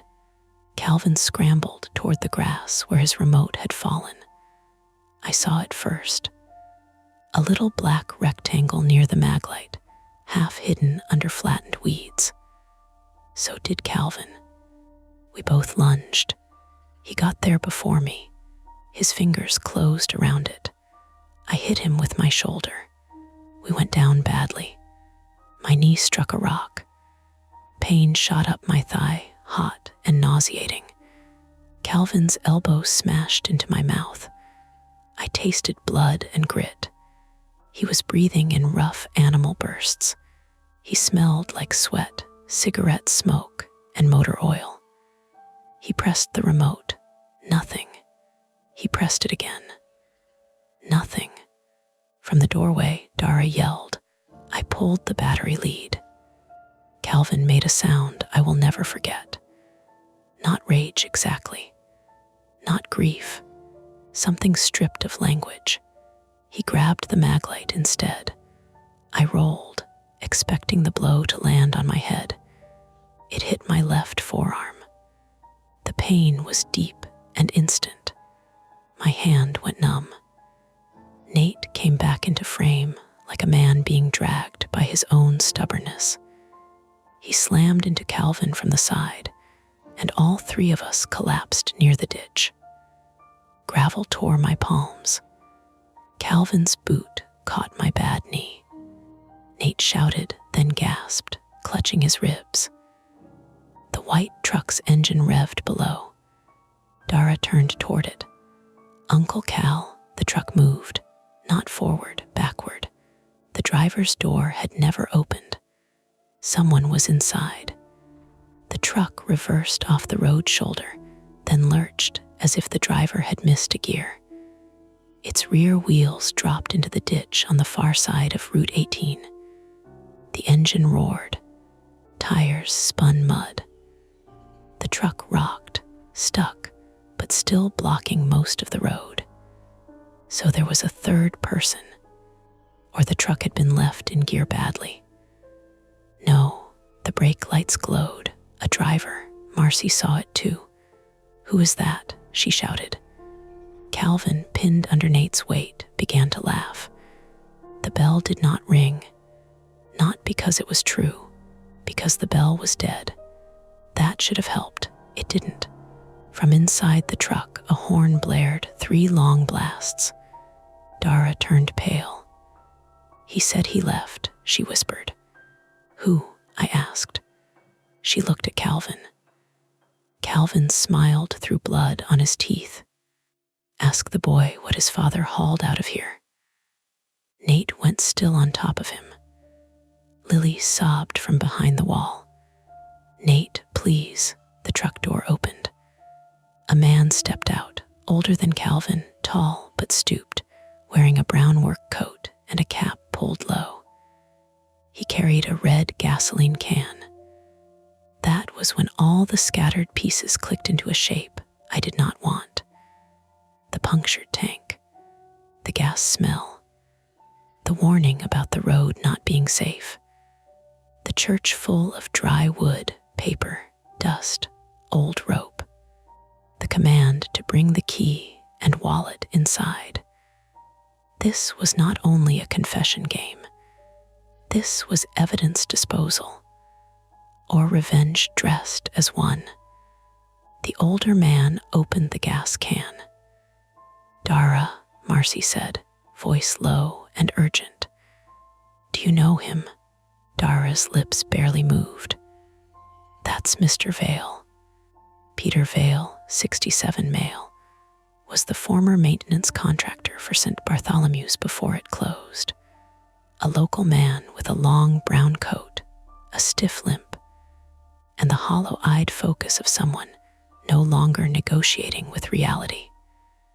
He had been unseen until then, waiting in the truck, and when he walked toward the ditch with the gas can swinging at his side, he did not look at any of us as people. He looked at the church. Calvin yelled, "Peter, not yet." The bell did not ring. Vale ignored him. He splashed gasoline across the weeds at the base of the slope. Sharp fumes rolled uphill. Marcy grabbed Lily under one arm. "Move, now," Lily screamed when we lifted her. No way around it. We had to move her or leave her between a gasoline trail and a man with a lighter. Her ankle hung wrong. Not backward, not grotesque, but wrong enough that my stomach clenched. Nate tried to stand and nearly fell. He clutched his ribs, face gray. "Can you carry her?" I asked. "Yes." Elle was dead, but Nate still looked toward the tower before answering. That small motion hurt to see. "No," he said, correcting himself. "Not far, truth, without punishment." So Marcy and I took Lily, one arm each. Nate stumbled beside us. Dara ran to the church door, grabbed the yellow rope, and yanked it hard. Inside the tower, something crashed. Not the bell. Something wooden and heavy. A battery box, maybe. A rig, a platform. The mechanism failing. Vale flicked a lighter. It sparked once. Failed, he cursed and tried again. Dara screamed, "Peter, there are people." He looked at her then. There were people before. Calvin shouted from the grass, "Shut up." Nate turned toward him. "Before what?" Calvin's answer came ragged. "Ask your father. My father's dead. I know, no bell, no iron judgment. Only a man saying a cruel thing because the machine he built had stopped speaking for him." Vale's lighter caught. A small yellow flame appeared in his hand. I did not think. I let go of Lily. Marcy almost dropped with her, but caught her against the stone wall. Lily screamed. I grabbed one of the loose stones from the broken retaining wall and threw it at Vale. It missed his head and hit his forearm. The lighter fell into the wet ditch. The flame went out. Vale looked at me. Then he came uphill with the gas can. He was old, but rage made him quick. Nate intercepted him. Bad idea, brave idea. Same thing sometimes. Vale swung the gas can into Nate's injured ribs. Nate went down with no breath in him, mouth open, eyes bulging. Marcy shouted. Lily crawled toward him on her elbows, sobbing his name. I grabbed Vale from behind. He drove his head backward into my face. My nose burst with pain. The world blurred hot and red. He tried to turn, and we both slipped in the grass. Gasoline sloshed across my shoes. Dara came from the side with Nate's bolt cutters. I don't know when she picked them up. Maybe from the truck. Maybe Calvin had carried them up. Details vanish in moments like that. She swung them at Vale's wrist. Not a movie hit. Not clean. The jaws clipped his hand, and the gas can dropped, spilling the rest into the weeds away from the church steps. Vale howled. Marcy used the camera strap. She looped it around Calvin's wrist as he tried to crawl toward the remote again, then wrapped it around the iron cemetery fence post beside the slope. The The strap strained. Calvin cursed, tried to pull free, and the camera body cracked against the stone, but it held long enough. "Evan," Marcy shouted. Sirens did not come. No neighbors appeared. No sudden saviors. Just us, hurt and stupid and half-deaf, making tools out of whatever our hands found. I grabbed the yellow rope where it crossed the front steps. It ran up into the tower, looped through something, and came back down along the inner wall. I pulled. It resisted, then gave a few inches. Dara saw what I was doing and grabbed it too. Together, we ran the rope around Vale's legs as he staggered after Nate. He kicked once. The rope slipped. Again. This time it caught behind his knees. Dara threw her weight backward. I did too. Vale fell forward onto the slope, hard. His chin struck the ground. His cap flew off. Nate, still on his side, reached out and shoved the spilled gas can away from him. Marcy dragged Lily another few feet uphill, toward the church entrance, but not inside it. There was nowhere clean to go, only less dangerous. Calvin stopped struggling. Maybe because he saw Vale down. Maybe because he saw Dara holding the rope against him. Maybe because the performance had finally ended and left him only a tired old man tied to a fence post with a camera strap. The road below remained blocked by the truck, half in the ditch, engine coughing now. I found my phone in the grass by pure accident, screen cracked, but alive. 1 bar. I dialed 911. This time the call connected. 911, what's your emergency? I tried to answer, but my mouth was full of blood. The first sound I made was wet and useless. Marcy took the phone from me. "We're at St. Bartholomew's off County Route 18 near Stonebridge," she said, voice shaking but clear. "People are injured. 2 men tried to trap us. 1 tried to start a fire. There's gasoline. We need police and an ambulance." A pause. Then the dispatcher asked something I couldn't hear. Marcy looked at the church, at Calvin, at Vale, at Lily's swollen ankle, at Nate curled around his ribs, at me kneeling in gasoline-wet grass with my nose bleeding onto my shirt. "No," she said, "no one is safe yet." The bell did not ring. Above us, the tower was quiet, not holy, not satisfied, just broken. Calvin began to cry then, softly, angrily, like he resented us for making him human again. Dara sat down in the weeds and put both hands over her face. Vale lay on his side, breathing through his mouth, one wrist bent against his chest. Nate crawled to Lily and put a hand on her shoulder. She shoved him weakly, then grabbed his fingers and would not let go. I leaned back against the stone wall and looked up at the bell tower. In one of the dark louvers, something still ticked in the wind. Tick, tick, tick. The conflict was over in the practical sense. The men were down. The call had gone through. The fire had not started, but nobody looked relieved, because the worst part was not that the bell had lied. The worst part was how quickly we had believed it wanted the truth. The police arrived without drama. That sounds wrong, considering everything that had happened, but it's true. No screeching tires. No flood of blue lights sweeping across the church like salvation. The first cruiser came slow around the bend from Stonebridge, bumping over the edge of the road where the white truck had carved mud into the ditch. Its light bar painted the trees red, then blue, then red again. The The siren was off. By then, nobody was standing. Marcy sat on the cracked front step with Lily's head in her lap, one hand pressed to the girl's shoulder and the other wrapped in Nate's filthy t-shirt.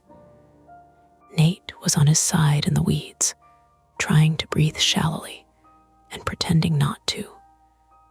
Dara sat 10 feet away with both hands visible on her knees, staring at the grass as if it might give instructions. Calvin was still lashed to the fence post with Marcy's camera strap, his face turned away from us, crying in short, angry bursts that stopped whenever anyone looked at him. Peter Vale had stopped fighting. He lay face down where the rope had taken his legs out from under him, one wrist tucked under his chest, making a low humming noise every few breaths. I thought he was praying at first. Then I realized he was trying not to groan. I was leaning against the retaining wall, holding a wad of my own shirt against my nose, watching the bell tower. It did not ring. Deputy Harlan Pike, 46, male, a Stonebridge patrol deputy with a heavy build, close-cropped gray hair, and the exhausted calm of a man who had spent too many nights separating neighbors from their worst ideas, stepped out of the cruiser with one hand near his holster. He saw the gasoline can first, then the white truck, then Lily. "Hands where I can see them," he said. Everyone obeyed except Lily, who was too busy shaking. "There are 2 restrained," Marcy said, her voice hoarse. "One by the fence, one on the slope. The woman helped us at the end." Dara began to cry then, quietly, almost politely. Deputy Pike didn't relax. "Anyone armed?" "No guns," I said, though the words came thick through blood. "Remote triggers, tools, gasoline." He looked at me like he had questions and hated all of them. A second cruiser arrived 3 minutes later. Then the ambulance. After that, everything became bright, procedural, and strangely humiliating. Flashlights in our faces, gloved hands checking pockets, EMTs asking pain scale questions that felt impossible to answer because pain had become less of a number and more of a weather system. Lily screamed when they cut her sneaker off. Nate tried to sit up at the sound and nearly passed out. "Stay down," one EMT told him. "It's my sister," Nate gasped. "She'll still be your sister if you stay down." The EMT's name was Cheryl Massaro, 52, female, a volunteer with silver hair tucked under a knit cap, and the voice of someone who could talk a drunk hunter into handing over a knife. She splinted Lily's ankle with quick, practiced movements while explaining each step before she did it. That mattered. Lily stopped fighting her after the second explanation. "It's probably broken," Cheryl said. "Maybe dislocated. We'll know at the hospital." Lily looked at Nate. "You're such an idiot," he nodded, eyes wet. "I know." The bell did not ring. Nobody laughed. I rode in the second ambulance with Nate because Marcy refused to leave Lily, and because I had apparently looked worse than I felt. That stopped being true halfway to Grove City Medical Center when the adrenaline thinned and my whole body came due at once. My forearm throbbed where the mag light had hit. My knee pulsed with every bump in the road. My face felt swollen into a shape that did not belong to me. Nate stared at the ambulance ceiling. "I really thought if I just got the wallet back," he said. "Don't," I said. He turned his head slowly. "Don't what? Make it smaller yet." He looked away. The monitors beeped. The EMT's radio crackled with county dispatch traffic. Someone mentioned securing the scene. Someone else mentioned fire response because of the fuel spill. Ordinary words, useful words, the kind of words that make terror into forms, reports, tasks. Nate swallowed. I texted Lily because I didn't want Marcy to know I lost the wallet. That's it. That's the whole stupid reason. I know. I kept thinking I could fix the last lie before anyone saw it. That one sat between us. I wanted to tell him I understood, but I didn't trust the comfort. I had done my own version for years, sanding the corners off truth until nobody could catch a finger on it. I called it calm. I called it fairness. Most of the time it was fear wearing a pressed shirt. So I said, yeah, and that was all. The legal part took longer than the night itself. By morning, St. Bartholomew's was wrapped in yellow tape from the road to the cemetery fence. The state police came because of the arson attempt and unlawful restraint. The county sent someone from code enforcement who stood at the bottom of the slope, looking personally insulted by the building. Firefighters spread absorbent material under Nate's truck and along the ditch. A tow company dragged both vehicles away, flat tires bumping uselessly on the bed. Calvin Roque and Peter Vale were taken to the hospital under guard, then charged. The initial list sounded almost too neat. Reckless endangerment, criminal mischief, unlawful restraint, aggravated assault, attempted arson, stalking, harassment, conspiracy. More came later. Dara Roque was arrested too, though her charges were different, and the prosecutor said cooperation would matter. She gave them the tower rig before anyone had to climb up and find it blind. It was exactly what my rational mind had needed all night, and somehow no comfort at all. A battery-powered livestock gate actuator had been mounted inside the bell frame, modified to swing a padded steel striker against the rim. The battery was hidden inside a rotten storage cabinet below the choir loft, wired up through the tower wall. 2 remotes controlled it. A trail camera watched the front approach. Another watched the side door. Calvin had used old county records to know who had access, who had requested files, and whose paperwork contained phone numbers.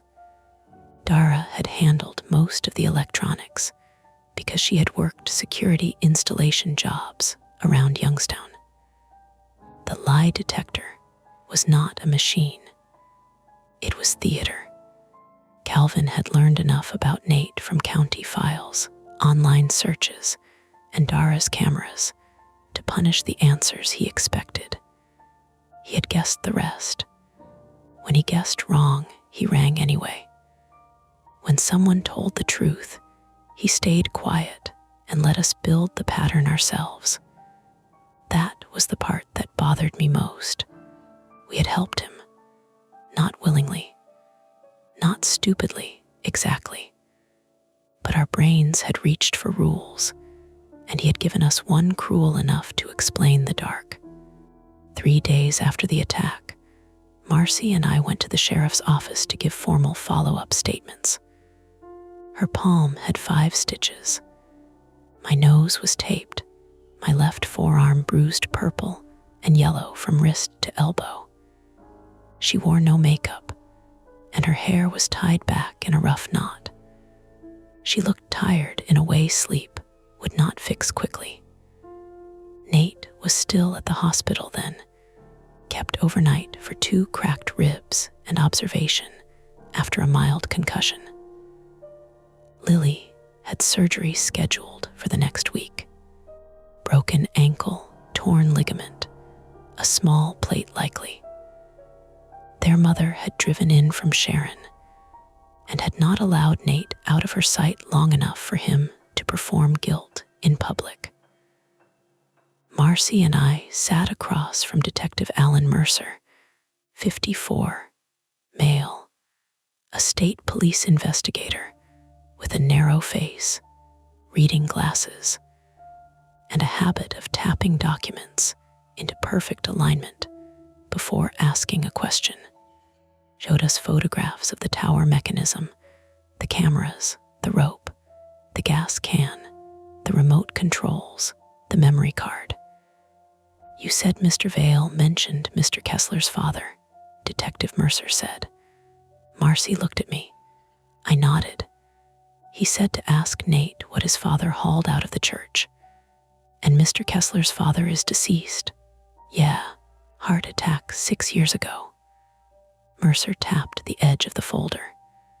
We found old maintenance invoices. Vale worked at St. Bartholomew's before it closed. So did a hauler named Robert Kessler, Nate's father. "What did he haul out?" Marcy asked.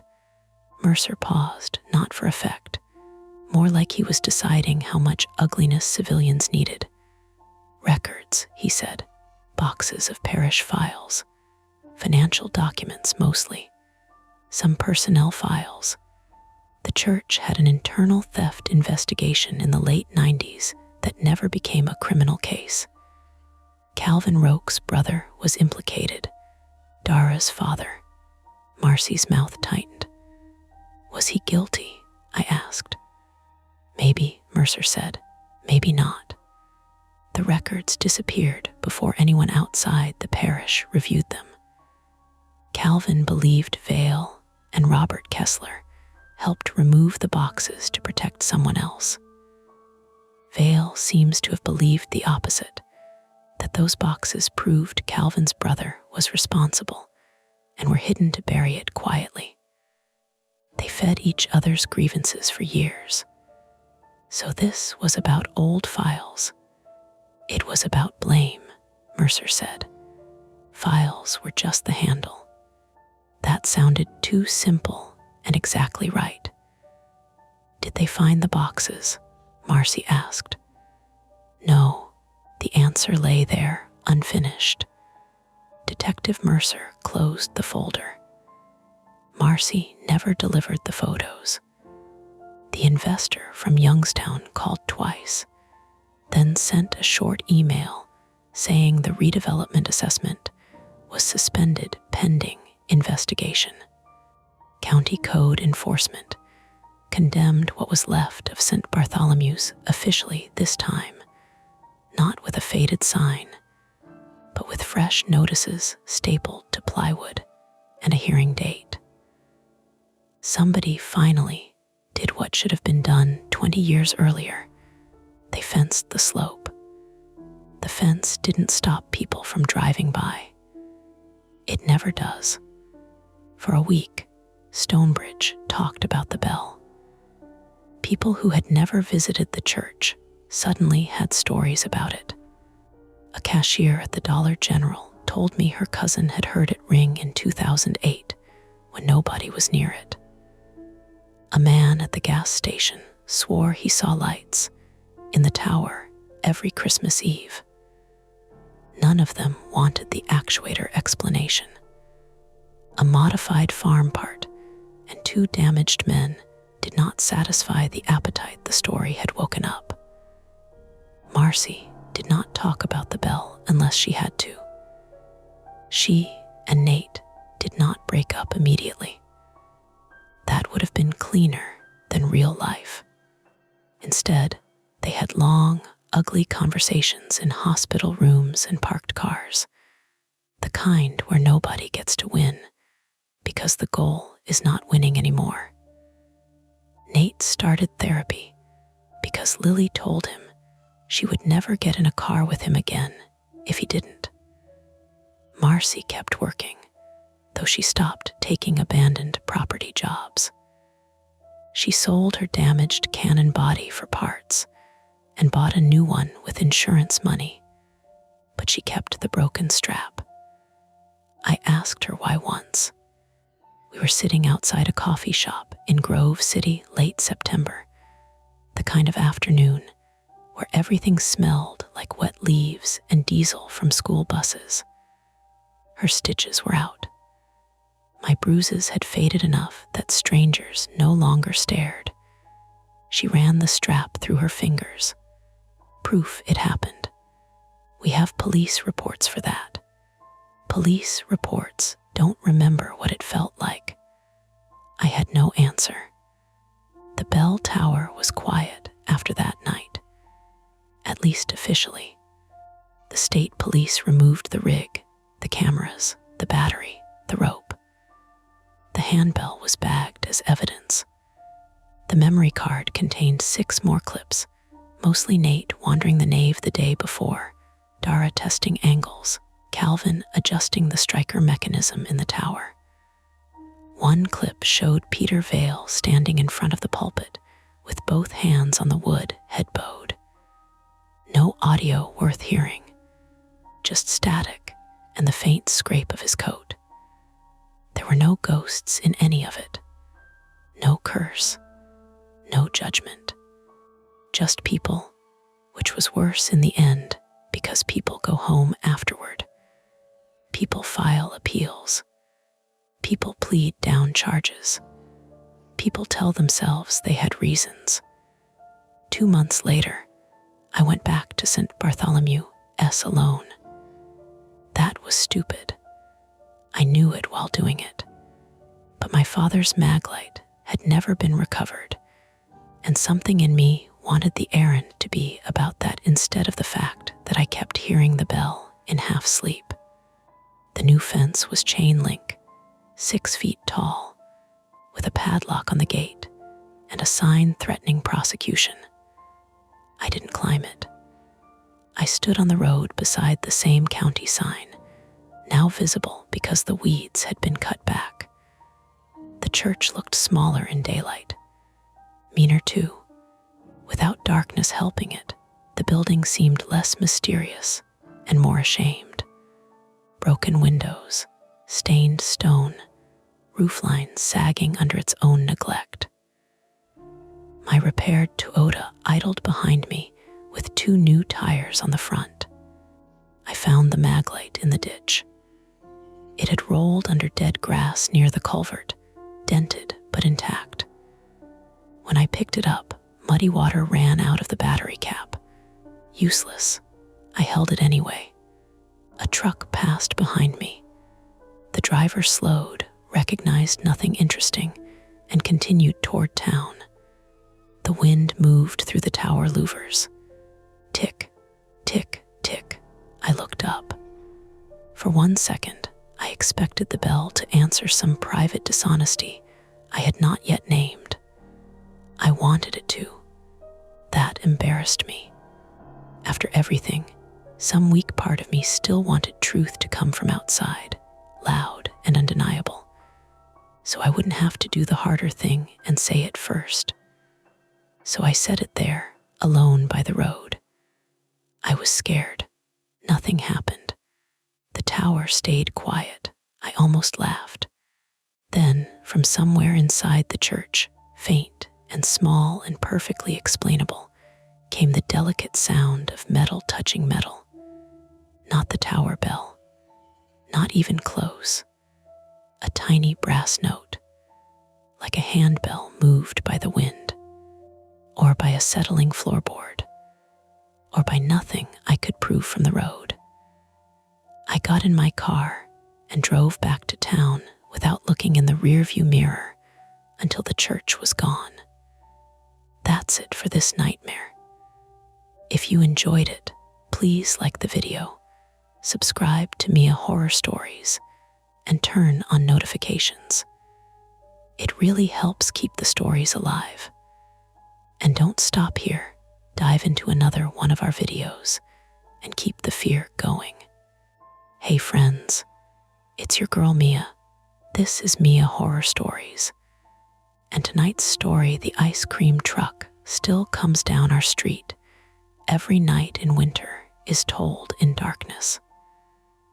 The screen will stay black, so you can simply listen, imagine, and feel every moment without distraction. Trust me, the build-up matters, and the ending is where the real chill hides. So don't look away, and don't leave early. The first time I noticed the ice cream truck in January, I was standing in my socks on our front porch with a trash bag in one hand and my phone flashlight in the other, trying to figure out why the recycling bin was playing music. Not from inside it. Not exactly. The sound came thin and tinny through the lid, like something trapped under plastic. The song warped by the cold and by distance.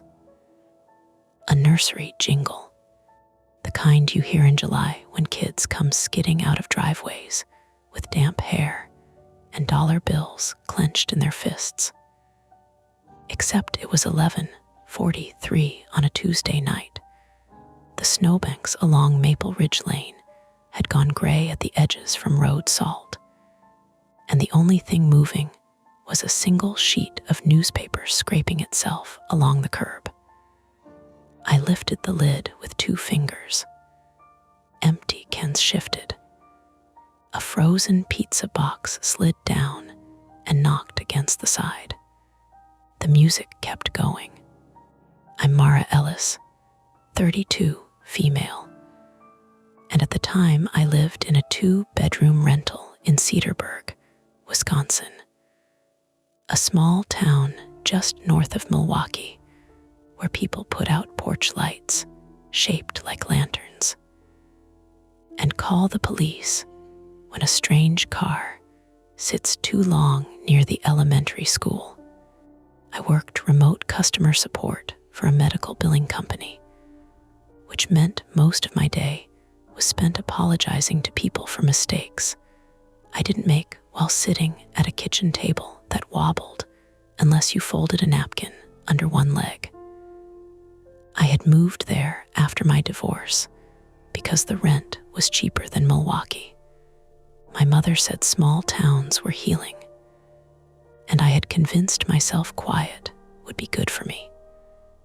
The problem with quiet is that you start hearing everything that breaks it. Mara, Theo called from inside. You fall in. Theo Hart, 34, male, was my roommate in the technical sense, and my oldest friend in the more complicated sense. We had known each other since freshman year at UW-Madison, lost touch during my marriage, then reconnected after his father died, and my life came apart around the same time. He had a narrow, careful face, a mechanic's patience, and the habit of talking to appliances like they could be reasoned with. He worked days at a garage in Grafton and rented our spare room while he saved for a place of his own, which he claimed would happen after winter, the same way people claim they'll start running after they buy shoes. I think there's a truck outside, I said. What kind of truck? I stepped down onto the porch mat. The cold went straight through my socks.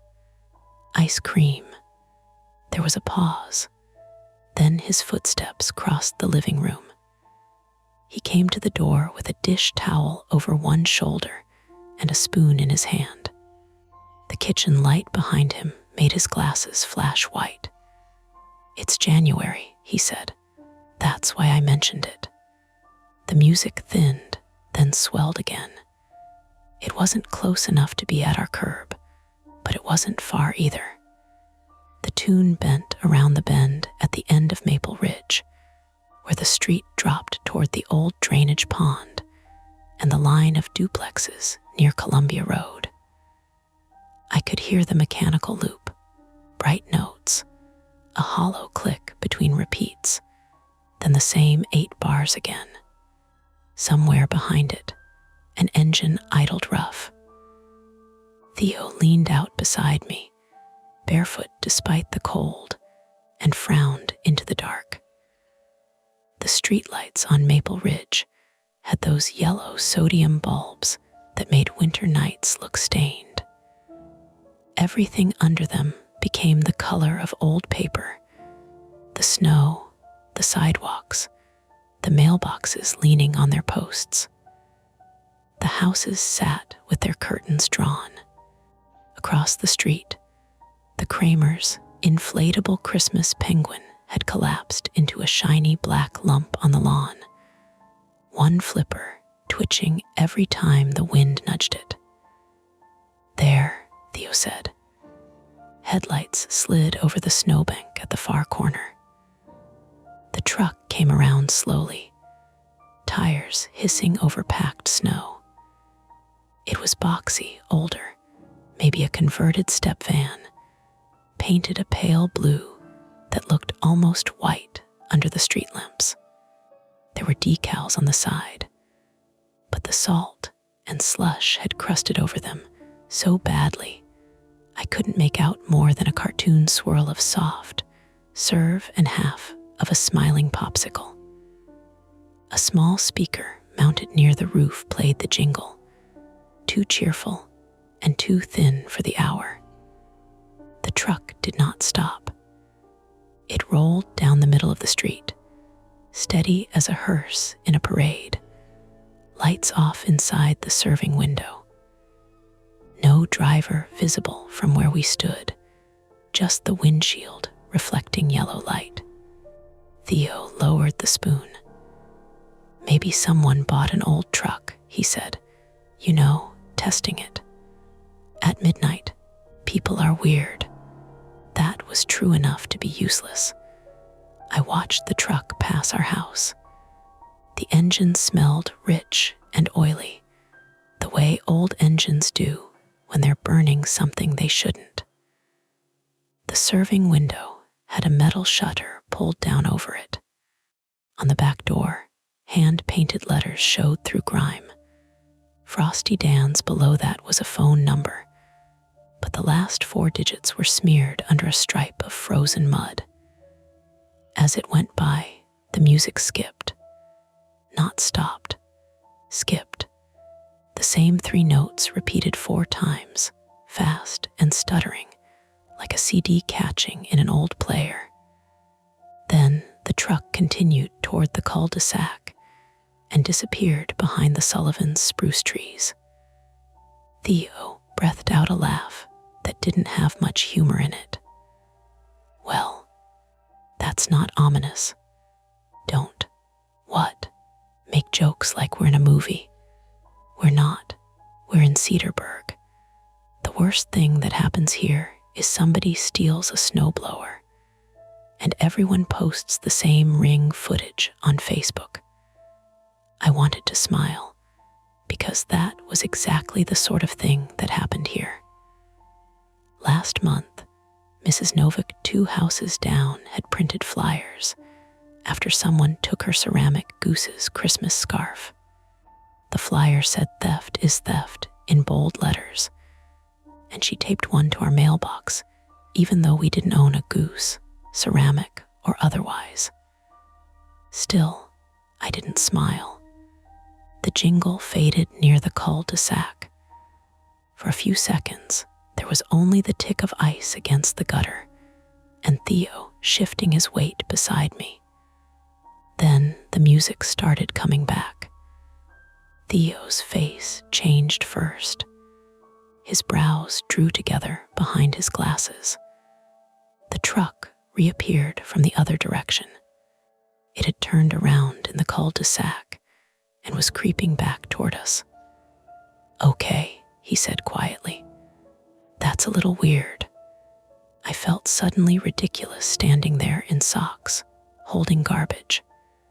I set the bag down near the porch rail and wiped my palm on my pajama pants. Inside the house, my laptop was still open on the kitchen table. A half-finished cup of chamomile tea sat beside it, the tea bag string glued to the mug by cooling liquid. An hour earlier, I had been answering an email from a man in Sheboygan who was furious that his wife's ultrasound bill had been coded wrong. Before that, Theo and I had argued about whether the back door was locking properly because I kept checking it twice, then 3 times, and he had finally said, not unkindly, "Mara, it's locked," in the tone people use when they're trying not to point at the bruise. My private fear was not very cinematic. I was afraid of being wrong about danger. Afraid of seeing it too late, yes, but more than that, afraid of seeing it early and being told I was overreacting. My ex-husband had been good at that. He never hit me. He didn't have to. He could make concern sound like hysteria and caution sound like an insult. By the time I left, I had become the sort of person who checked door locks until the metal felt warm under my fingers, then apologized for making everyone uncomfortable. So when the truck came back down our street in January, and every practical part of my brain offered explanations, mechanical issue, lost driver, prank, food truck being moved, some guy filming content, I still stood there with my shoulders tight. Because something about the speed was wrong. Too slow for someone passing through. Too deliberate for someone lost. Theo stepped back inside and grabbed his phone from the entry table. "I'm going to record it. Don't use the flash." I wasn't planning to interview it. He raised his phone as the truck approached again. The jingle bounced off the houses, each note arriving a fraction after itself. Across the street, a bedroom light snapped on at the Bennett's place. A curtain shifted. That made me feel better for maybe half a second. Someone else heard it. Someone else saw it. Reality had witnesses. The truck reached our driveway and slowed. Not stopped. Slowed enough that I could see the serving window on our side, the metal shutter dented near the bottom, the menu board above it faded under a film of road dirt. Vanilla cone, chocolate cone, bomb pop, push pop, choco taco, which I didn't even think they sold anymore. Each item had a little sun-bleached picture beside it, the colors gone sickly from age. Something small tapped against the inside of the serving window. Tick. Theo's phone lowered an inch. Tick. It might have been a loose latch. It might have been ice cracking in the metal track. It might have been anything. The truck kept rolling. As it passed the porch, I saw the front driver's seat. A person sat there. Male, maybe. Heavy coat. Dark knit cap pulled low, both hands on the wheel. His face was turned straight ahead, but the cab was so dim and the windshield so filthy that he looked more like a shape than a person. Then the truck was past us, the back doors rattling gently in their frame. Theo stared at his phone screen. Got it. What do we do with it? Posted in the neighborhood group and watch everyone lose their minds. Maybe don't. He looked at me. I'm serious, I said. What if it's just some guy? What if there's a reason?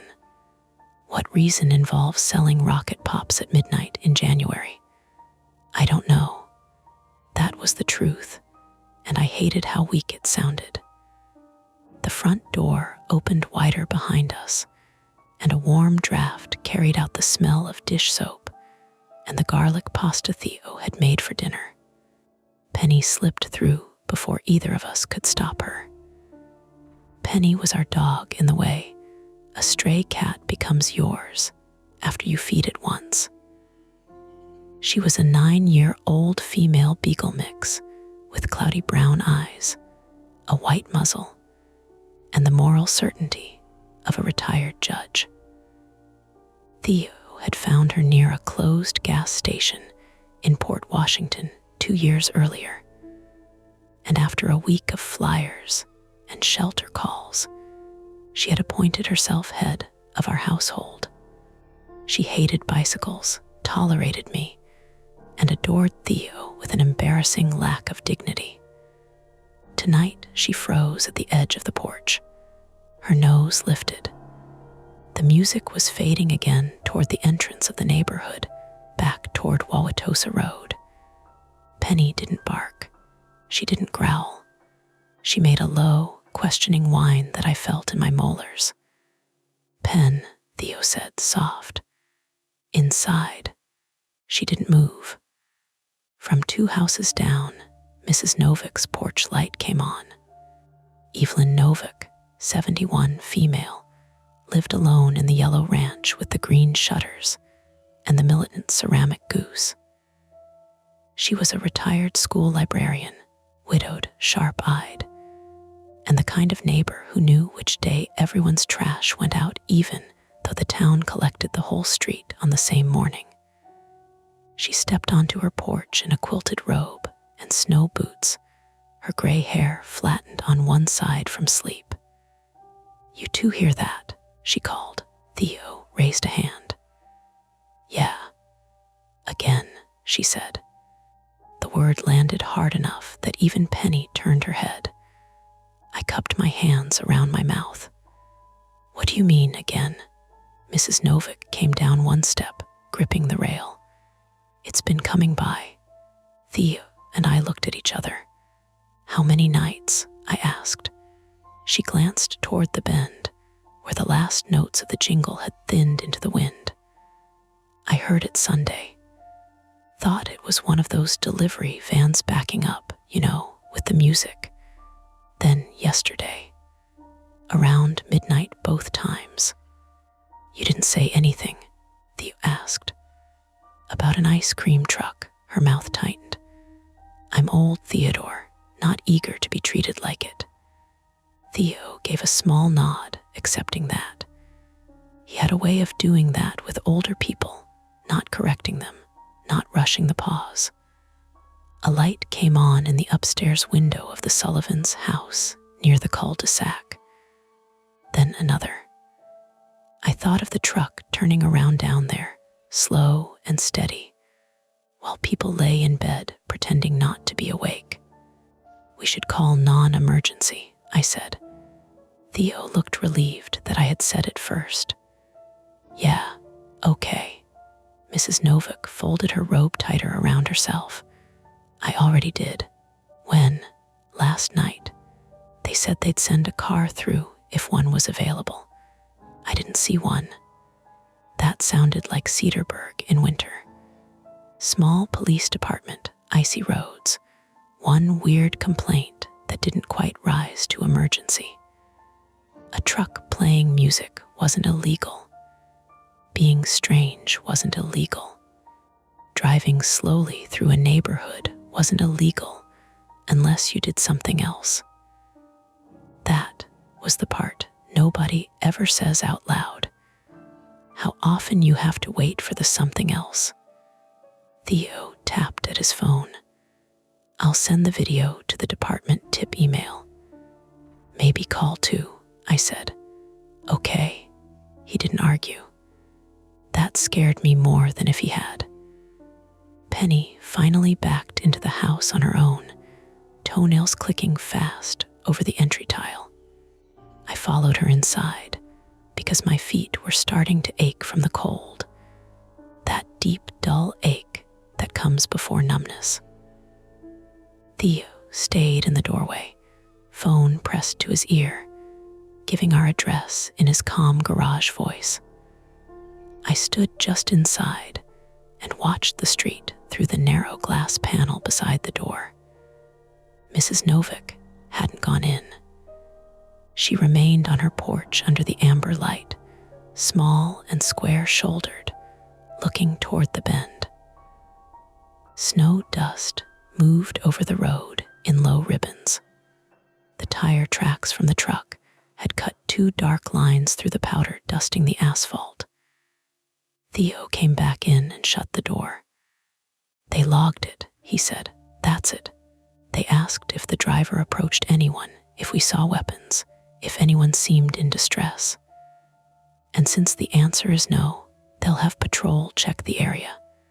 He said it like he was quoting, because he was. I nodded. My jaw hurt from clenching it. Theo went to the window and lifted the curtain with one finger. Maybe that's all it needs. Patrol sees him, tells him to knock it off. Sure, he turned from the window. Mara, I said sure. You didn't say it like sure. I don't know what you want me to say. I want you not to disappear into your head. That irritated me because it was accurate. I'm standing right here. You know what I mean. The house made a settling noise. A pipe clicked in the wall. From the kitchen, my work laptop chimed with a new email, bright and absurdly normal.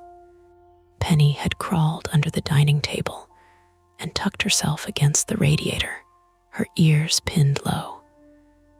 Theo's phone buzzed in his hand. He looked down. What? I asked. It's the neighborhood group. Despite myself, I stepped closer. He had posted the video after all, but only to the smaller Maple Ridge text thread, the one with 8 houses and too many snow removal complaints. The clip showed exactly what we had seen. Blue-white truck, grimy decals, dead winter street, jingle chirping through phone compression. Replies stacked quickly. Linda Bennett, we saw it too. What on earth? Rob Sullivan. It came all the way around the circle. Kids woke up. Evelyn Novick, I called police yesterday and tonight. Linda Bennett, is this legal? Then a message from a number I didn't recognize. Unknown. Don't let your kids go out for it. No name. No explanation. Theo frowned. Who is that? The typing bubbles appeared, vanished, appeared again. Another message came through. Unknown, I mean it. Don't wave it down. I felt the room tighten around us, not dramatically, not like a movie, but in the small domestic way fear really arrives. The radiator ticking, the dog breathing under the table, the dishwasher humming through its dry cycle. Theo's thumb hovering over a screen. He typed, "Who is this?" No answer. Outside, far off beyond the bend, the ice cream jingle started again. Not leaving. Circling.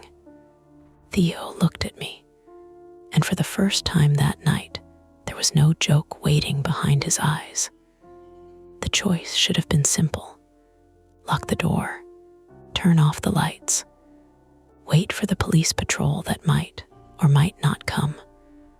But Mrs. Novick was still on her porch across the street, robe flapping around her knees, staring toward the music like she had heard something in it she recognized. And down by the cul-de-sac, the Sullivans' upstairs lights were on, where 2 kids slept in a room facing the street. Theo held up his keys. We can drive after it from a distance, he said. Get the plate, that's all. I looked at the lock, then at Penny under the table, then at the phone in his hand, where the unknown warning sat bright on the screen. Outside, the jingle turned onto Maple Ridge again. I reached for my boots. The boots were still stiff from the last snowstorm, and I had to jam my feet into them while Theo stood at the front window, holding the curtain aside with 2 fingers. Don't go close, Mrs. Novick shouted from across the street. Her voice carried strangely in the cold, thin and sharp, skidding over the road between our houses. Theo cracked the door. We're just getting the plate. That's what everyone says before they do something stupid. Comforting, he muttered. I pulled my coat from the hook. One sleeve was inside out, and for a second I fought with it like a child.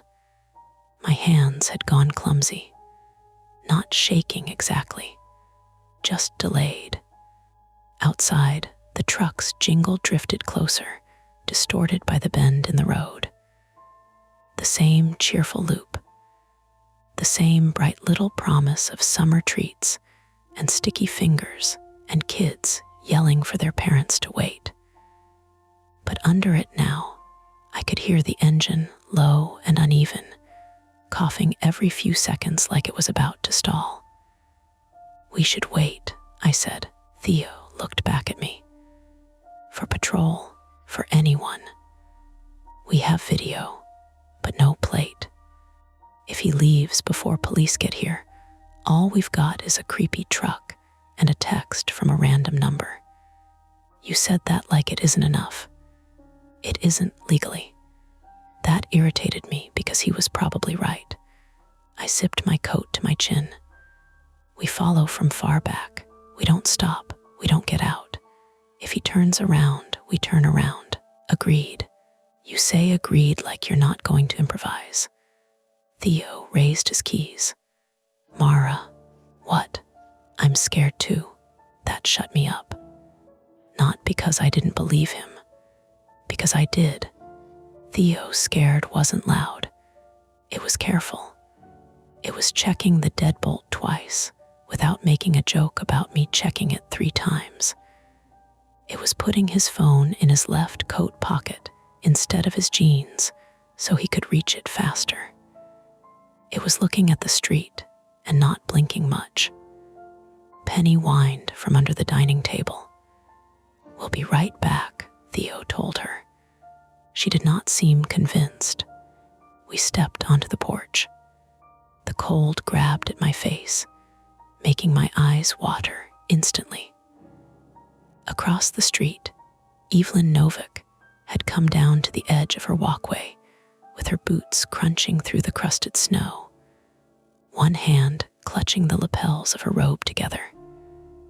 Evelyn Novick, 71, female, had already been introduced to us as a neighbor. But out there in the streetlight, she looked smaller and more stubborn than before. A woman who had lived through enough winters to know when weather itself could become part of the danger.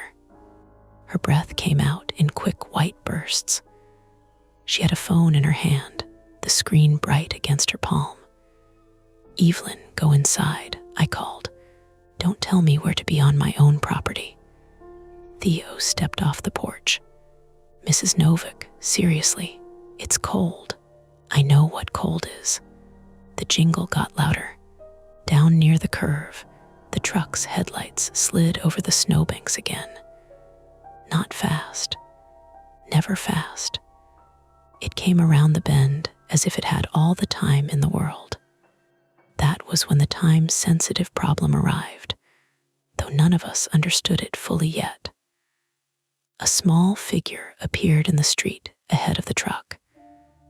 At first I thought it was a garbage bag blown loose. Then it moved with intention, stepping off the curb from the Sullivan house near the cul-de-sac. Bare legs, pajama shorts, a puffy jacket hanging open.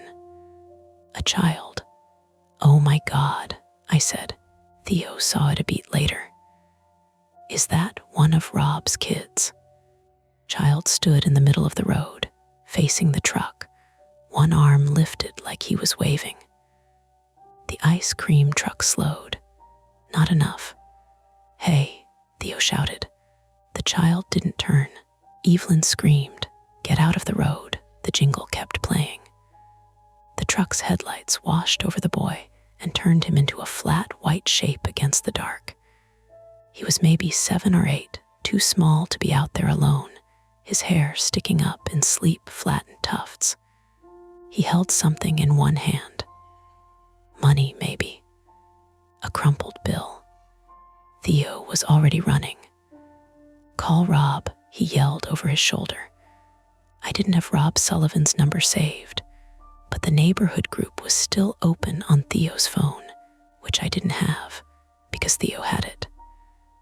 My own phone was in my coat pocket with the flashlight still on, draining battery and warming my thigh. I fumbled it out, nearly dropped it, and opened the group thread. My fingers missed the screen twice. Mara Ellis, is your son outside? Street. Now. Then I hit call on the emergency number, because whatever argument we'd been having about non-emergency had ended the second a child walked into the road. Theo reached the boy just as the truck rolled within 2 house lengths of them. He didn't grab him hard. I noticed that even then. Theo crouched, put one hand out, said something I couldn't hear.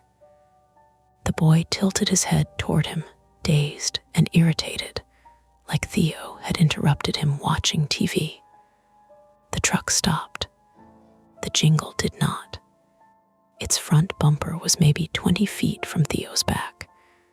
The dispatcher answered in my ear. 911, what is the address of your emergency? I gave it too fast and had to repeat myself. There is an ice cream truck circling our street, I said. A child came outside. The truck stopped in front of him. We need police now. The dispatcher asked if anyone was injured. Not yet, I said, and heard how useless that sounded. Theo put his arm around the boy's shoulders and tried to steer him toward the sidewalk. The boy resisted. Not violently. He leaned back, pulling toward the truck. His bare calves were red from the cold. A porch door banged open near the cul-de-sac. Eli, a man shouted. Rob Sullivan, 39, male, lived at the far end of Maple Ridge with his wife and 2 sons, and I knew him mostly as a broad-shouldered dad who shoveled in basketball shorts and always waved with the shovel still in his hand. Now he was barefoot in the snow in a thermal shirt, sprinting down his driveway with the panicked, ugly speed of a parent who has skipped the thinking part entirely. His wife, Jenna Sullivan, 37, female, appeared in the doorway behind him, wrapped in a gray blanket, phone pressed to her face. She was usually brisk and friendly at mailbox distance, a pediatric nurse at Aurora in Grafton. But now her voice cracked so badly, I couldn't understand what she yelled. The truck's passenger side window shifted. Not opened, just shifted, a dark vertical line appearing where the glass lowered an inch. I heard Theo say, nope. Then he picked Eli up. Eli Sullivan, 7, male, kicked once in Theo's arms, not hard, more confused than angry. He made a sound like, but Mom said the rest got swallowed by the music. Theo hauled him toward the nearest driveway. Rob reached them and took Eli so fast he nearly knocked Theo sideways. Rob dropped to his knees on the icy pavement, wrapping both arms around his son, saying his name over and over in a voice that had no room for pride. The truck stayed where it was. Ma'am, the dispatcher said in my ear, are you able to see the license plate? I stepped off our porch without meaning to. Not from here. Do not approach the vehicle. I'm not. But I was already walking, not toward the truck exactly, toward the street, toward the angle where the back doors might be visible if it pulled forward or turned again. Mara, Evelyn snapped. I stopped at the end of our walkway. The cold ate through my pajama pants under the coat. My flashlight beam jumped over the snow, the curb, the black wet tire tracks. The truck's back end faced slightly toward me, but the plate was caked in dirty slush, unreadable. The dispatcher asked for a description. I gave her what I could. Old blue-white ice cream truck, frosty Dans on the back, one driver, male shape, route unknown, no visible weapons. Child almost approached. The truck's jingle clicked, skipped, 3 notes repeated. Eli started crying then, the delayed kind of crying that came from his chest in rough bursts. Rob carried him back toward the house, Jenna meeting them halfway and wrapping the blanket around both of them. I caught fragments. He opened the lock. I thought you had him. He said the song told him. Jenna saw me looking and shut her mouth. Theo backed away from the truck slowly, hands visible, like he was dealing with a stray dog that might bite. His face was turned toward the cab. The driver did not move. No wave, no apology, no gesture like, sorry, wrong season, weird night, didn't see the kid. Nothing. Then the truck lurched forward. Theo jumped back. I heard Evelyn make a small sound behind me. The truck rolled past the Sullivan driveway and continued toward the cul-de-sac, where there was nowhere to go except around the circle and back. It did not speed away. It did not panic. Its taillights glowed dull red under road grime. I need the plate, I told the dispatcher. Ma'am, officers are en route. Please remain indoors if possible. If possible, I repeated, because that phrase could hold anything. A burning house. A lost kid. A man in an ice cream truck with no reason to be there. Theo jogged back to me, breathing hard. Eli's okay. What did he say? What? The kid, did you hear him? Theo wiped his nose with his sleeve. He kept saying he had money, like he was worried he'd miss it. Miss what? I don't know. The neighborhood thread began buzzing so rapidly my phone vibrated against my palm like an insect. Rob Sullivan, Eli is inside. Lock your doors. Jenna Sullivan, please check your KIDS. Linda Bennett, my back door alarm just went off. Linda Bennett, we are awake. Kids are in our room. Unknown. Do not answer the window if he taps. Theo Hart, who is this? Unknown. Someone who used to live on your street. I read that last message twice. Theo leaned over my shoulder. Used to. The truck's jingle rounded the cul-de-sac again. From somewhere behind us, Evelyn said, I knew it. We both turned. She had gone pale in the porch light, not fear pale exactly, more like she had been handed a bill she always knew was coming. What do you know? I asked. She shook her head. Not out here, Evelyn, not out here, Mara. The way she said my name made me feel suddenly young and foolish, standing in the open with a dispatcher in my ear, and the ice cream truck turning back toward us again. The dispatcher asked if I was still there. Yes, I said. The vehicle is still on the street. It nearly lured a child outside. Did the driver speak to the child? I don't know. Did anyone see the driver make contact? No. There it was again. The space between what we knew and what could be acted on. The truck came back from the cul-de-sac, slower this time. Its tires crackled over the salted crust. In the houses around us, lights were coming on one by one. Upstairs windows, porch lights, a garage security light that flickered twice before staying lit. It should have made me feel safer. Instead, it made the street look staged. Every house awake, every family watching, and nobody sure what counted as enough reason to step outside. Theo pulled me gently by the sleeve. Inside, we need the plate. We're not standing in the street when it passes. I hated him for being reasonable right when reason felt like surrender. Then something hit the inside of the truck's serving shutter again. Tick, tick. This time closer. Theo heard it. I saw him hear it. The truck passed our driveway at a crawl. The metal serving shutter faced us, its dented lower edge trembling. Above it, the faded menu showed the little Choco taco picture, grinning under frost. The passenger side window was up again. The driver's face remained hidden by glare and grime. My phone camera was open before I remembered opening it.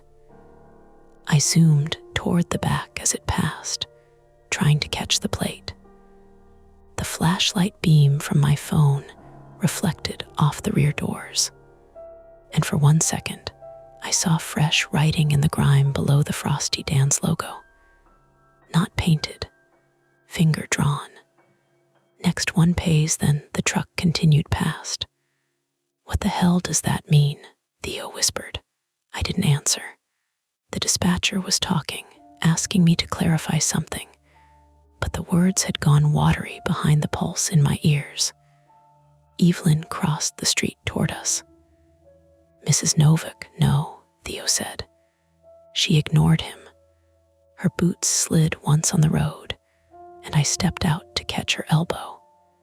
Her arm felt bird-thin under the robe. Inside, she said, both of you, my house.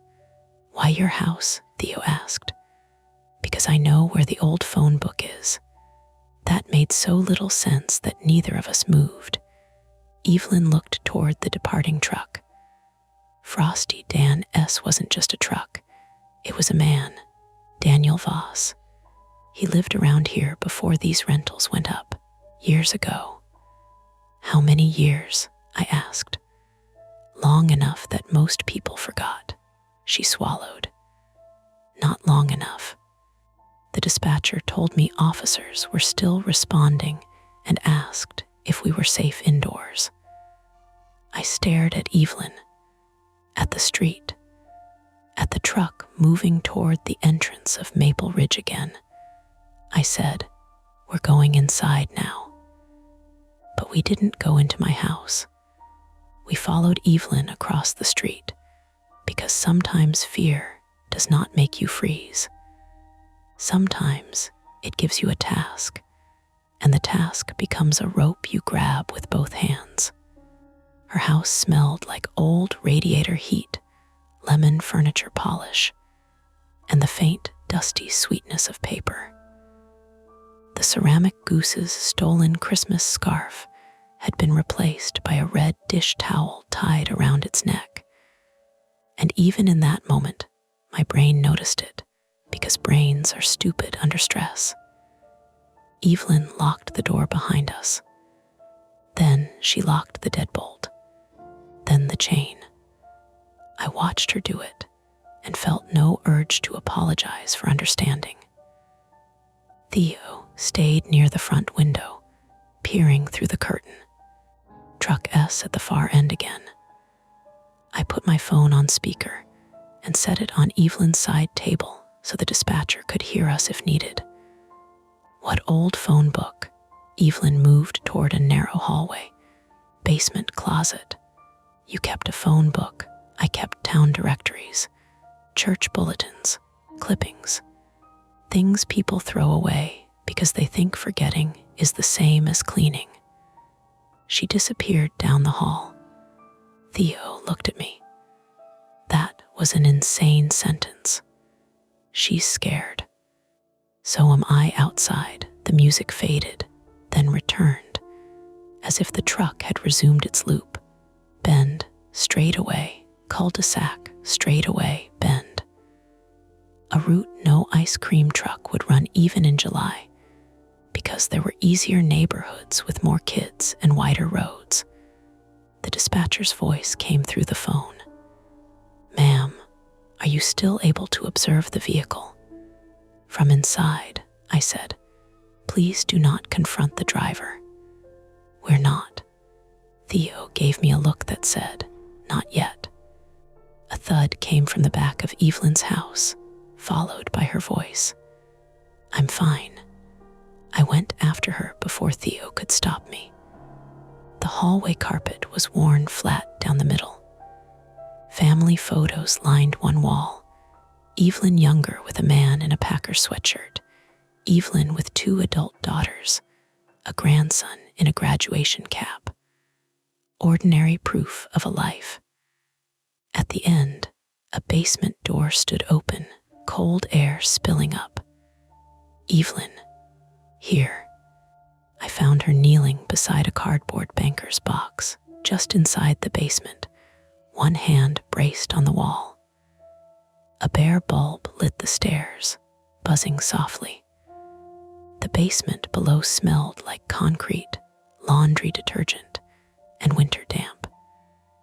"You shouldn't be on stairs in those boots," I said. She gave me a look. "Your generation thinks everyone over 70 is made of chalk. My generation also knows stairs are dangerous."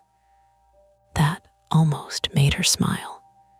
She pulled out a green spiral-bound directory with a cracked plastic cover. 1998. What are we looking for? Voss, Daniel, or Dan? Maybe Daniel's dairy wagon. He ran that truck when my girls were little. Why would that matter now? Her fingers paused on the edge of the book. "Because one winter," she said, very quietly, "a boy on this street went missing after hearing music outside. The air in the stairwell seemed to shrink. I wanted to ask more, but Theo shouted from the front room. Mara, I ran. The truck had stopped outside our house, not in the road, not passing, in our driveway. Its headlights shone into our empty front windows, lighting our curtains from behind like someone had turned on a stage lamp inside. The jingle still played, quieter now, as if the speaker had been turned down. Theo stood rigid at Evelyn's window. He backed in, he said. He backed into your driveway. My first thought was Penny. Then the house lights went out. All of them. Evelyn's living room dropped into darkness, except for the glow of our phones and the truck's headlights across the street. A second later, the hum of the refrigerator died. Somewhere down the block, Linda Bennett screamed, then stopped. The dispatcher's voice crackled from my phone. Ma'am, are you experiencing a power outage? Theo lifted his phone, checking the thread. Messages came in one by one.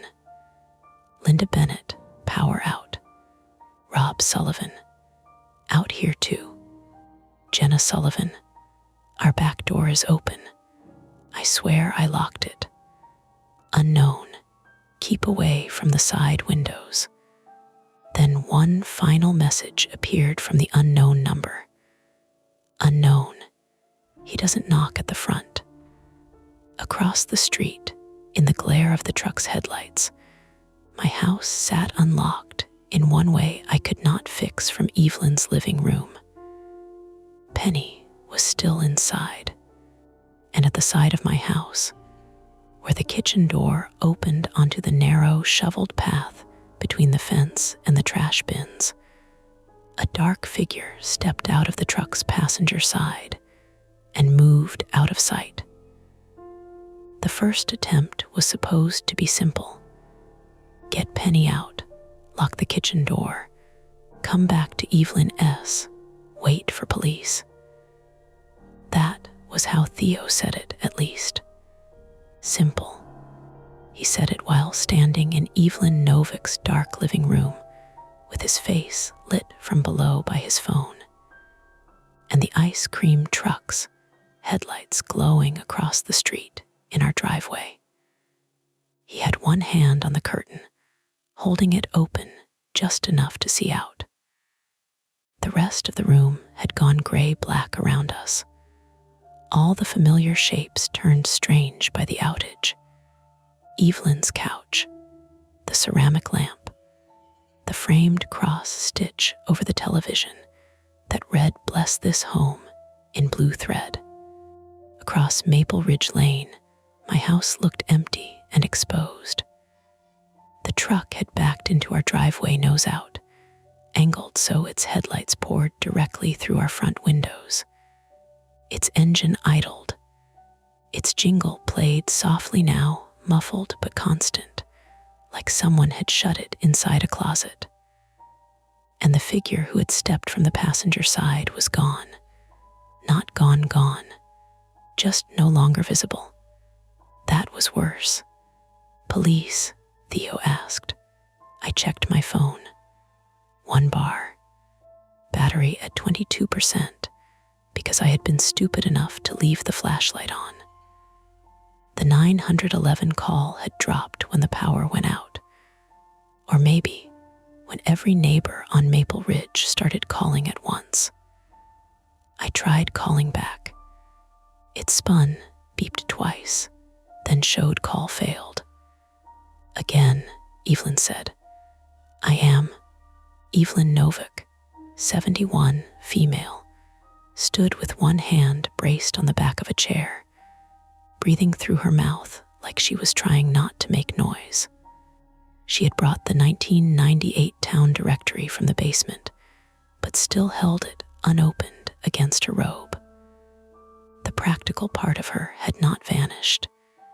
It had just been shoved behind something older and heavier. Theo looked at me.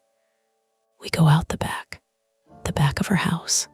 "Yes, across her yard, through the gap behind the Bennett's fence, then along the side of your garage. We don't go in front of the truck." The map formed in my head because I knew the street by chores. Lynn's house sat directly across from ours, yellow ranch, narrow driveway on the left. Behind her backyard was a chain link fence, then a drainage strip that ran behind 3 houses before it opened near the Bennett's detached garage. Our house was across the street from Evelyn's, but 1 lot down, with a side path between the garage and the trash bins leading to the kitchen door. "We'll be in the open crossing the road," I said. "Only at the end. And if he's on the side of my house, then we don't go in." That was a lie, or at least a hope dressed up as a rule. Penny barked from inside my house. 1 bark, sharp, then another higher. It cut through me so cleanly I moved before I could think. Theo grabbed my sleeve. "Mara, she's inside. I know. She's old. I know. She's scared." His grip softened but didn't let go. "And if he's waiting for you to do exactly this." I hated him for saying it. I hated him because fear had already said the same thing. From the neighborhood group, messages stacked in bursts whenever the cell signal caught. Rob Sullivan. "Police said ETA unknown roads backed near Washington Ave accident." Linda Bennett, our alarm company, called. "They said backdoor sensor tripped, door closed now. We didn't open it." Jenna Sullivan. "Eli says the truck played his name. I know that sounds insane. Unknown, don't go alone. Don't split up. Don't use the side door." Theo read that last one over my shoulder. "Okay," he said. "I hate our mysterious, helpful friend. We have to get Penny." "We will." Evelyn finally opened the directory, pages rasping in the dark. Daniel Voss lived on Birch Street, not Maple Ridge. His sister lived here. "Evelyn," I said, "not now." "It is now." Her finger moved down a column. "If this is connected, you need to know who you're dealing with. Is he violent?" She didn't answer right away. Theo did not look away from the window. "That's usually an answer." Evelyn swallowed. "He was strange with children. Not in a way anyone could prove. He remembered names, birthdays, roots. Which kids had allergies? Which kids had parents who worked late? Penny barked again. Then we heard a crash from my house. Not through the phone, not imagined. A real crash. Glass or ceramic hitting the kitchen floor. Now, I said. The first attempt began with 3 adults moving through Evelyn's house like burglars. Theo took the lead with Evelyn's heavy black flashlight, the old kind that could probably crack a windshield. I followed with my phone dimmed low, and Evelyn came behind us despite both of us telling her not to. My house, she whispered, my back door. We went through her kitchen, past a table with 2 placemats and a bowl of foil-wrapped peppermints, then out into the mudroom. Evelyn unlocked the back door by feel. The deadbolt scraped loud enough to make all 3 of us freeze. Outside, the cold hit harder behind the houses. The wind had room to run there, coming across the drainage strip and lifting loose snow into our faces. Evelyn's backyard sloped slightly down toward the fence. To our left stood the Bennetts' house, dark except for battery candles flickering in an upstairs window. To our right, the Noviks' old lilac bushes formed a black tangle under snow. The truck's jingle was muffled by the houses, but not gone. It seemed to come from everywhere. Theo went first down the shoveled path. Halfway to the fence, his boots slid on ice hidden under powder, and he caught himself on the birdbath with a dull metal thud. "You okay?" I whispered. "Pride injury, not funny, a little funny." Then something moved under the lilacs. A low shape lunged from the shadows with a rattling snarl. Evelyn gasped. Theo swung the flashlight toward it. I grabbed his coat so hard my fingers cramped. The thing hit the end of a chain and reared back. For one awful second, I saw a pale face, open mouth, teeth. Then the beam steadied. It was a raccoon.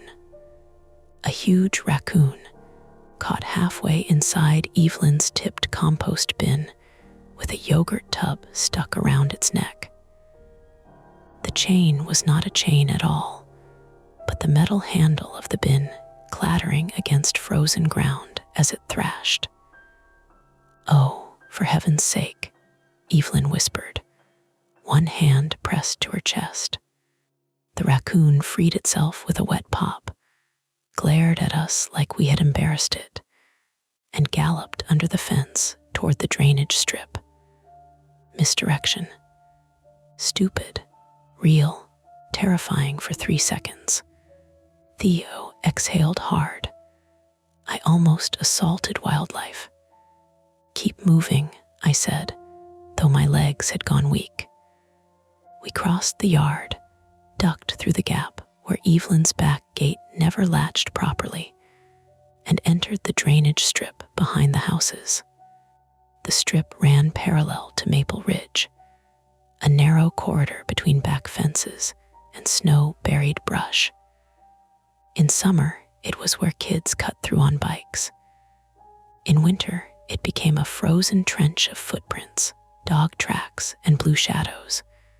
We moved single file. Theo, me, Evelyn. The cold pinched my nostrils. My lungs burned. At the Bennett's fence, a motion light flashed on, blinding us. Inside their house, someone screamed. "Linda," Evelyn called before Theo could stop her. A window slid up on the second floor. Linda Bennett, 41, female, leaned out in a parka thrown over pajamas, her blonde hair shoved under a knit hat. She had always seemed composed in the way people with white kitchens and labeled pantry bins seem composed. Now her face looked raw and furious. "Is that you?" she hissed. "It's us," Theo said, Don't open anything. Our back door sensor went off again, Linda said. There's footprints by the deck. Adult? Theo asked. I can't tell. The camera S down with the Wi-Fi. Battery backup didn't kick in. That was another failure blooming before the first one ended. Technology, the thing everyone trusted to make fear evidentiary, had gone soft. No Wi-Fi, cameras down, alarms chirping but not proving anything. My phone had one bar and a battery that seemed to drop every time I blinked. Keep your kids upstairs, I said. They're in our room. Good. Linda's eyes flicked past us toward the drainage strip. That music coming from behind the houses. We all went still. The jingle had shifted, not louder from the street, louder behind us. Theo turned slowly, raising the flashlight down the drainage strip. At first, there was only snow and fence lines. Then, far back near the mouth of the strip where it opened toward Columbia Road, a small speaker sat half buried in the snow. A black portable speaker. The jingle was coming from it. Theo walked toward it careful while I whispered, "Don't touch it." I know. Crouched and shone the beam. The speaker was connected to a cracked old phone with silver duct tape around its case. The phone screen was dark, a cheap setup, battery-powered, placed there deliberately to make the music seem like it had moved behind the houses. The truck was still in my driveway, but the sound had been planted behind us. A fact revealed, a trap tightened. He wanted people looking the wrong way, Theo said. That was when Penny stopped barking. Not gradually. She cut off mid-bark. I ran. The first attempt failed right there, because whatever plan we had about staying together and not using the side door evaporated under the picture in my head. Penny's cloudy eyes, her white muzzle, her stiff back legs scrambling on the kitchen tile. Theo caught up to me at the end of the Bennett's fence. Mara, slow down. I didn't. The drainage strip opened near the corner of our backyard. From there, our house sat diagonally across a shallow ditch and a snow-covered patch behind the garage. Side path ran between the garage wall and the kitchen door, narrow enough that if someone stood in it, you couldn't pass without touching them. No one stood in it. That almost made it worse. The truck's headlights still blasted through our front windows from the driveway. Its engine idled. The passenger door hung open. There, Theo whispered. My kitchen side door was ajar. Only an inch, maybe less. Warm air leaked out, visible as vapor in the cold. I locked that, I said. I know. I locked it. Mara. I checked it. I believe you. He said it fast, firm, and that almost broke me. Evelyn reached us, breathing hard, one hand pressed to her side. Don't go through there. Penny S. inside, I said. We go to the garage, Theo said. Use the interior door. We don't have an interior door. What? It's detached. Theo looked at the garage like it had personally betrayed him. The second attempt formed badly, out of panic and geography. We would not enter the side kitchen door. Instead, Theo would cross behind the garage, reach the back porch, and look through the mudroom window. I would stay near the fence with Evelyn and call Penny if the door was clear. We would lure her out with voice, not go inside. It was a terrible plan. It was still better than nothing. Theo moved along the garage wall, keeping low under the line of the kitchen windows. The snow there had been shoveled into uneven ridges, and he had to step over them carefully. I stayed at the back corner of the yard with Evelyn, near the dormant vegetable bed and the plastic rain barrel. "Penny," I whispered at first. "Nothing. Penny, come." My voice cracked on the second word. Inside the house, something dragged across the floor. Long, slow. Kitchen chair legs, maybe. Theo froze near the mudroom window. The truck's music stopped. For the first time since it had turned onto Maple Ridge, the jingle stopped completely. The sudden absence made every other sound too clear. Evelyn's wheezing breath, my boots grinding snow, the engine's uneven chug, a neighbor crying somewhere down the block, Theo's flashlight clicking against his zipper. Then a man's voice came from inside my house. Soft, practiced, almost cheerful. "Penny." I clapped both hands over my mouth. Theo's head snapped toward me, eyes wide behind his glasses. The voice came again from inside the kitchen. "Penny girl, come here." It sounded like Theo.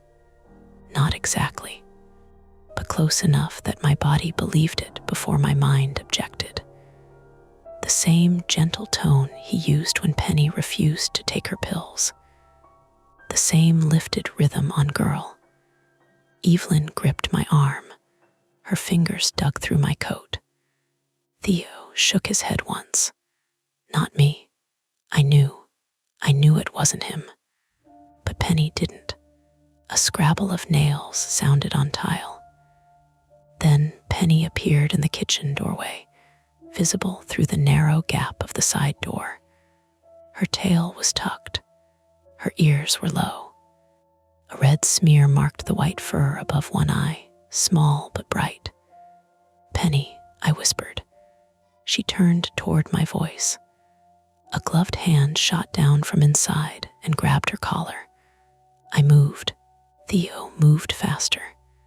He ran to the side door, swinging the heavy flashlight. The door slammed inward before he reached it. Not closed. Inward, like someone had yanked Penny back and kicked the door wider at the same time. Theo hit the doorframe's shoulder first and disappeared halfway into the kitchen. "Don't," Evelyn shouted. I couldn't stay back. I reached the path as Theo stumbled out again, dragging Penny by the scruff and harness with both hands. He had her. He actually had her. She yelped once, then collapsed against his boots. Behind him, inside my dark kitchen, a shape moved, not rushing, standing, watching. Theo kicked the side door shut with his heel, but it bounced because the latch plate had been taped over. Silver duct tape pressed across the strike, so the door could look closed without locking. Another fact. Another tightening. "Move," Theo shouted. We ran toward Evelyn's yard with Penny between us. She couldn't run well, slipping and stumbling, so I scooped her up despite the bad angle and her weight. Pain tore across my lower back. Her fur was cold in places and warm in others, and she smelled like fear, old dog, and something chemical sweet. The truck engine revved. Headlights swung. For 1 second, I thought the truck was going to drive across the lawn. Instead, it pulled out of my driveway and rolled forward to block the mouth of the drainage strip. Our way back to Evelyn's rear gate disappeared behind its boxy blue-white body. Theo stopped so fast I bumped into him. Evelyn collided with my shoulder, nearly falling. The truck now sat perpendicular to the street, nose angled toward the Bennett's driveway, rear toward the drainage strip. It had cut off the corridor behind the houses. If we went left, we'd have to pass within feet of its back doors. We went right, we'd be trapped along the fences and brush behind the cul-de-sac. The serving shutter rattled, tick, tick. Then it lifted 2 inches. A strip of darkness appeared.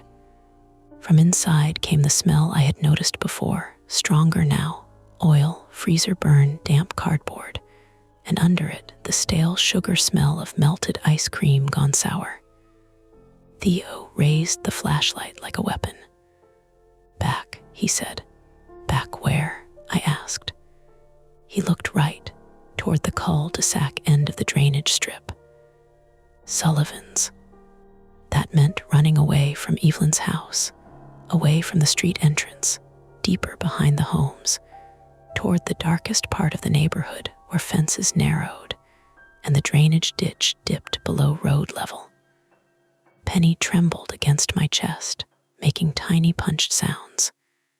Evelyn shook her head. "No, there's no exit that way except Rob's gate." "Then Rob's gate," Theo said. "And if it's locked, then we climb." Evelyn looked at the truck blocking the other way. "I don't climb. You will tonight." We backed away as the shutter lifted another inch. Something slid out and dropped into the snow. A small paper-wrapped ice cream sandwich. It landed near the tire tracks with a soft pat. Then another. Then a third. Behind us, from the Sullivan house, Rob shouted, "Who's back there?" Theo yelled, "It's us." "Open your back gate." No answer. The truck's rear doors popped, not fully open, just the latch releasing with a thick metal clunk. Penny jerked in my arms and scratched my wrist open with one claw. The pain was bright and immediate. I felt blood bead under my sleeve. "Mara," Theo said. I understood from his voice before I looked. At the far end of the drainage strip, behind the Sullivans' fence, a porch light came on. Rob appeared at the gate in boots and a coat, struggling with a padlock. He was maybe 30 yards away. Between us and him, half hidden in the brush along the ditch, another portable speaker clicked on. The jingle started there too, loud, close. Penny barked into my coat. Evelyn cursed. Theo grabbed my elbow and pulled me forward. We ran toward Rob. Behind us, the ice cream truck's back doors opened wide enough for the interior light to flicker on. Not bright, just enough to throw a long rectangular patch of yellow onto the snow behind us. And in that light, I saw the inside walls of the truck lined with taped photographs. School pictures, birthday party snapshots, kids standing on summer lawns with ice cream melting down their hands. Some old, some newer. One of them, taped at eye level near the door, showed Eli Sullivan in a Brewers t-shirt, smiling beside his younger brother on a green August lawn. The point of no return was not the truck blocking the drainage strip. It was not the power outage. It was not even Penny bleeding above one eye or Theo limping now from whatever he had done to his shoulder. It was Rob finally getting the padlock open, the Sullivan gate swinging inward, and Jenna screaming from inside the house, not from fear outside, but from somewhere upstairs. Eli's window is open. We crossed into the Sullivans' backyard, and behind us, the truck's engine revved again, sealing off the way we had come. There was no going back to wait safely anymore. The children were inside the trap with us. Jenna's scream turned the whole backyard into motion. Rob shoved the gate wide with one hand and pointed toward the house with the other, as if we might miss it, as if the white two-story at the end of the cul-de-sac had become something unfamiliar.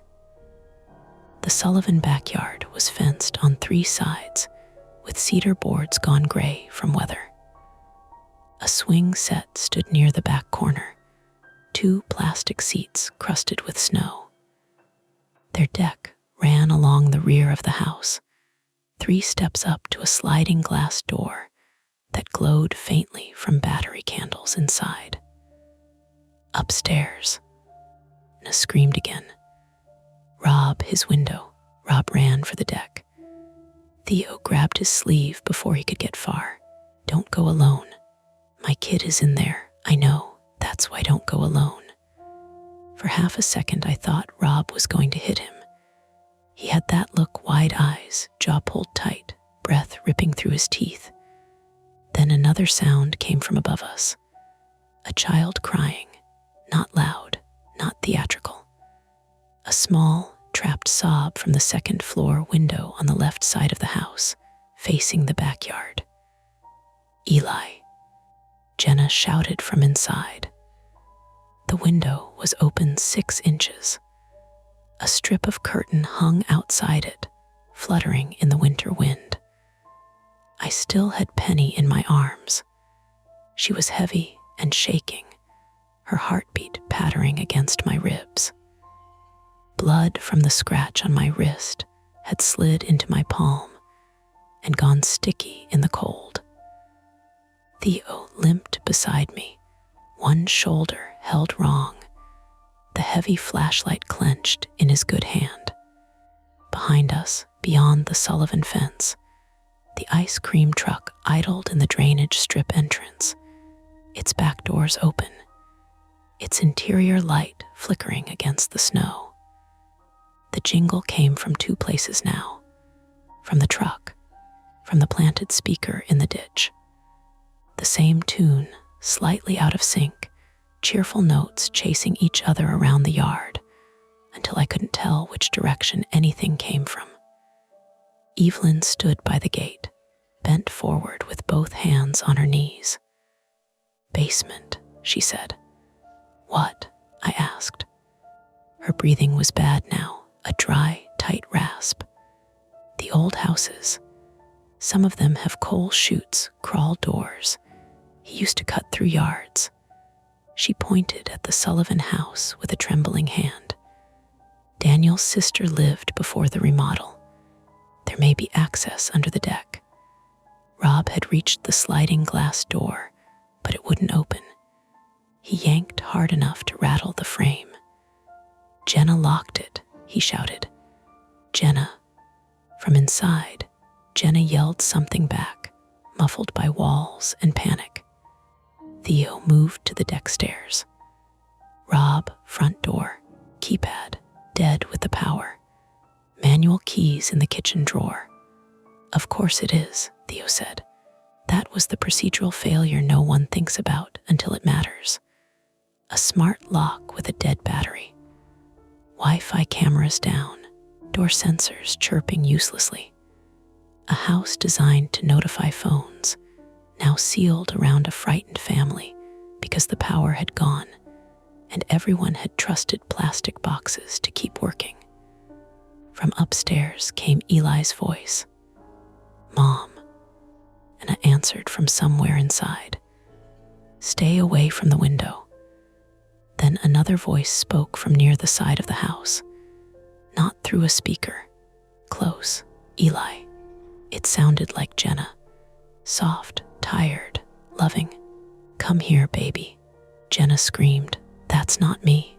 Everything snapped sharp. Theo swung the flashlight toward the narrow side yard between the Sullivan house and the fence. A figure stood there half hidden by the AC unit and a stacked row of firewood. Dark coat, knit cap, a pale oval where the face should be.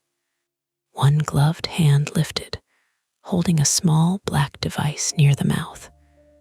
A voice recorder or a phone.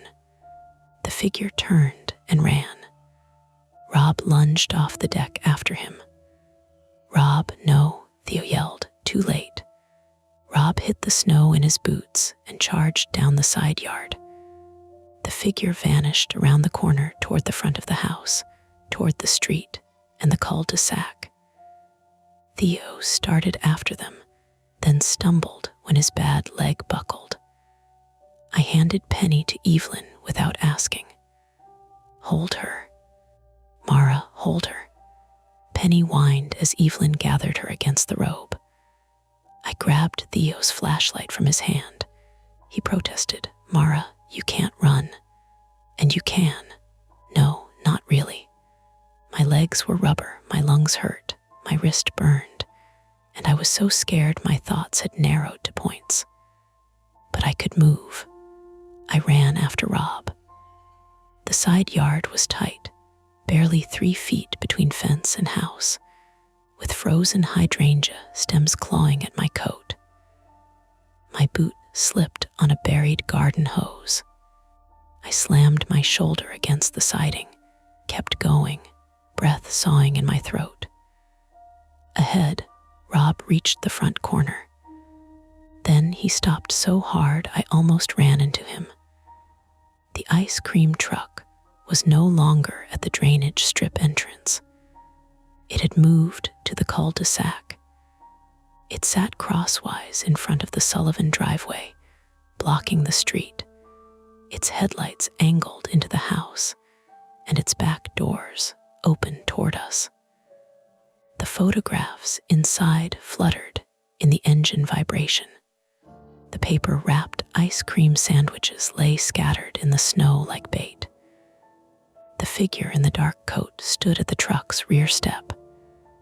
Closer now, lit by the truck's interior bulb, I saw he wasn't old enough to be Daniel Voss.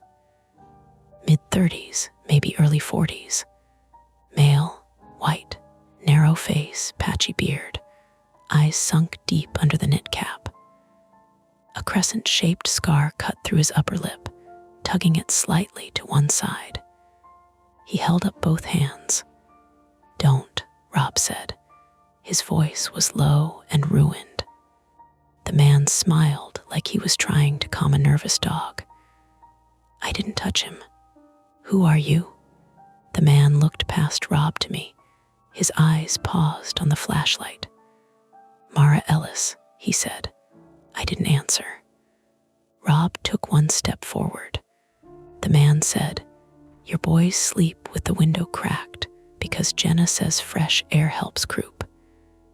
Eli likes brewers. Noah still wets the bed sometimes when he has nightmares. You leave the garage code written on painter's tape inside the opener cover because you think thieves won't look up." Rob's face changed in a way I hope I never see on another parent. The man's smile thinned. "See, I know my customers." From behind us, Jenna screamed again. This time, not upstairs. The sound came from inside the house, lower, near the kitchen. Then glass broke. Rob turned, torn open by it. The man stepped backward into the truck. I threw the flashlight. It was stupid. Desperate. The kind of thing you do when your body gets one vote and your brain abstains. The flashlight hit the truck's rear door with a metal bang and bounced into the snow. The man flinched. Rob charged. The man yanked one rear door shut, but Rob hit its shoulder first before it latched. The impact knocked the door back and sent the man stumbling inside. Rob climbed halfway into the truck after him. "Rob," I shouted. A second man came from the driver's side. Older, heavier, male. Gray beard, dark parka, one eye milky under the brim of a cap. Not Daniel Voss, unless Daniel Voss had aged into something thick and slack and worn down by cigarettes and winter.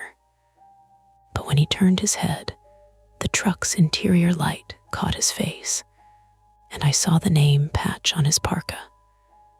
Dan, he moved fast for his size.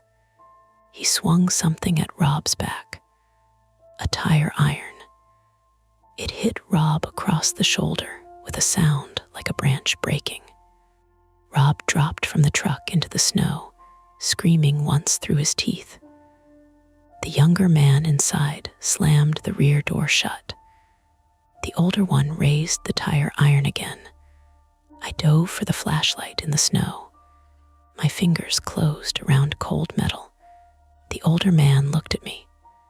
"Go home," he said. His voice was ordinary. That was the worst thing about it. A Wisconsin voice. Gravelly, annoyed, like I had complained about a parking space. Police sirens wailed somewhere far off. Not close enough. The older man heard them too. His head turned toward the entrance of Maple Ridge. He moved toward Rob. I switched the flashlight on and shoved the beam straight into his eyes. He recoiled, cursing. Rob rolled away, one arm hanging uselessly. I grabbed the back of his coat and pulled, but he was too heavy. My wrist screamed. My boot slid. "Move," I said. Rob tried. His face was white with pain. Behind us, Theo appeared at the corner of the house, limping badly, but carrying a firewood log in both hands. Evelyn followed farther back, with Penny tucked against her chest, absurdly, impossibly still refusing to stay safe. Theo saw Rob on the ground and the older man with the tire iron. "Hey," Theo shouted. The older man turned. Theo threw the log underhand. It struck the man's knee, not hard enough to break anything, but hard enough to buckle him. He went down on one hand in the snow. "Mara, inside," Theo yelled. "Eli, right, the kids." The whole thing in front had been another pull, another direction to look. I ran back through the side yard toward the rear deck. Inside the house, Jenna was shouting. Not words now, just sound. The sliding door stood open. Someone had opened it from inside. I climbed the steps and slipped on the top one, catching myself with my scratched hand. Pain flashed white. I kept moving. The Sullivan kitchen smelled like blown-out candles, dish soap, and cold air. A chair lay overturned by the island. The junk drawer was open. Batteries and pens spilled across the floor. Jenna stood near the hallway in socks, holding a kitchen knife in both hands. Jenna Sullivan, 37, female, looked nothing like the brisk neighbor from mailbox conversations. Her hair was loose, face wet, one cheek scratched. She had blood on her knuckles. "He went upstairs," she said. "Who?" "The younger one. He came through the basement door. I hit him with the drawer." A crash came from above. Then Eli screamed. The sound made my knees loosen. Jenna bolted for the stairs. I followed. At the top landing, the hallway ran left to the boys' room and right to the bathroom and main bedroom. A nightlight glowed weakly from the outlet, battery backup maybe, casting a blue oval on the carpet. Noah Sullivan, 4, male, Eli's younger brother, stood in the main bedroom doorway clutching a stuffed dinosaur, eyes huge and wet. He wore footed pajamas with trucks on them. Jenna shoved him behind her without slowing. "Stay there." The boys' room door was half open. Inside, the younger man had Eli by the wrist. Eli was in pajama shorts and a hoodie, crying silently now, mouth open, but no sound coming. The window beside his bed was raised. A rope ladder, not a real one, something made from knotted extension cords and nylon straps, hung from the sill down the outside wall. The younger man held the little black device in his other hand. From it came Rob's voice. "Eli, buddy, come here. It's okay." Eli sobbed, "Dad." Jenna made a sound I can still hear. She lunged with the knife. The man yanked Eli backward. "Don't," he snapped, and the fake calm vanished. "Don't. I grabbed the first thing I saw from the dresser, a little league trophy with a plastic batter on top. The man dragged Eli toward the window. I hit his wrist with the trophy, not his head, not movie perfect, his wrist. The black device flew from his hand and hit the wall. It kept playing Rob's voice in a tinny loop. Eli, buddy, come here. It's okay. Eli, buddy. The man backhanded me. I fell against the bed frame. My cheek exploded with heat, and for a second the room tilted. Jenna stabbed at him, not a deep stab, more a slash across his coat sleeve. He screamed anyway and shoved Eli forward. Eli hit the carpet. Jenna dropped the knife and covered him with her body. The man went for the window. I grabbed his ankle. He kicked back and caught me in the ribs. Something popped or bruised deep enough that breathing turned sharp.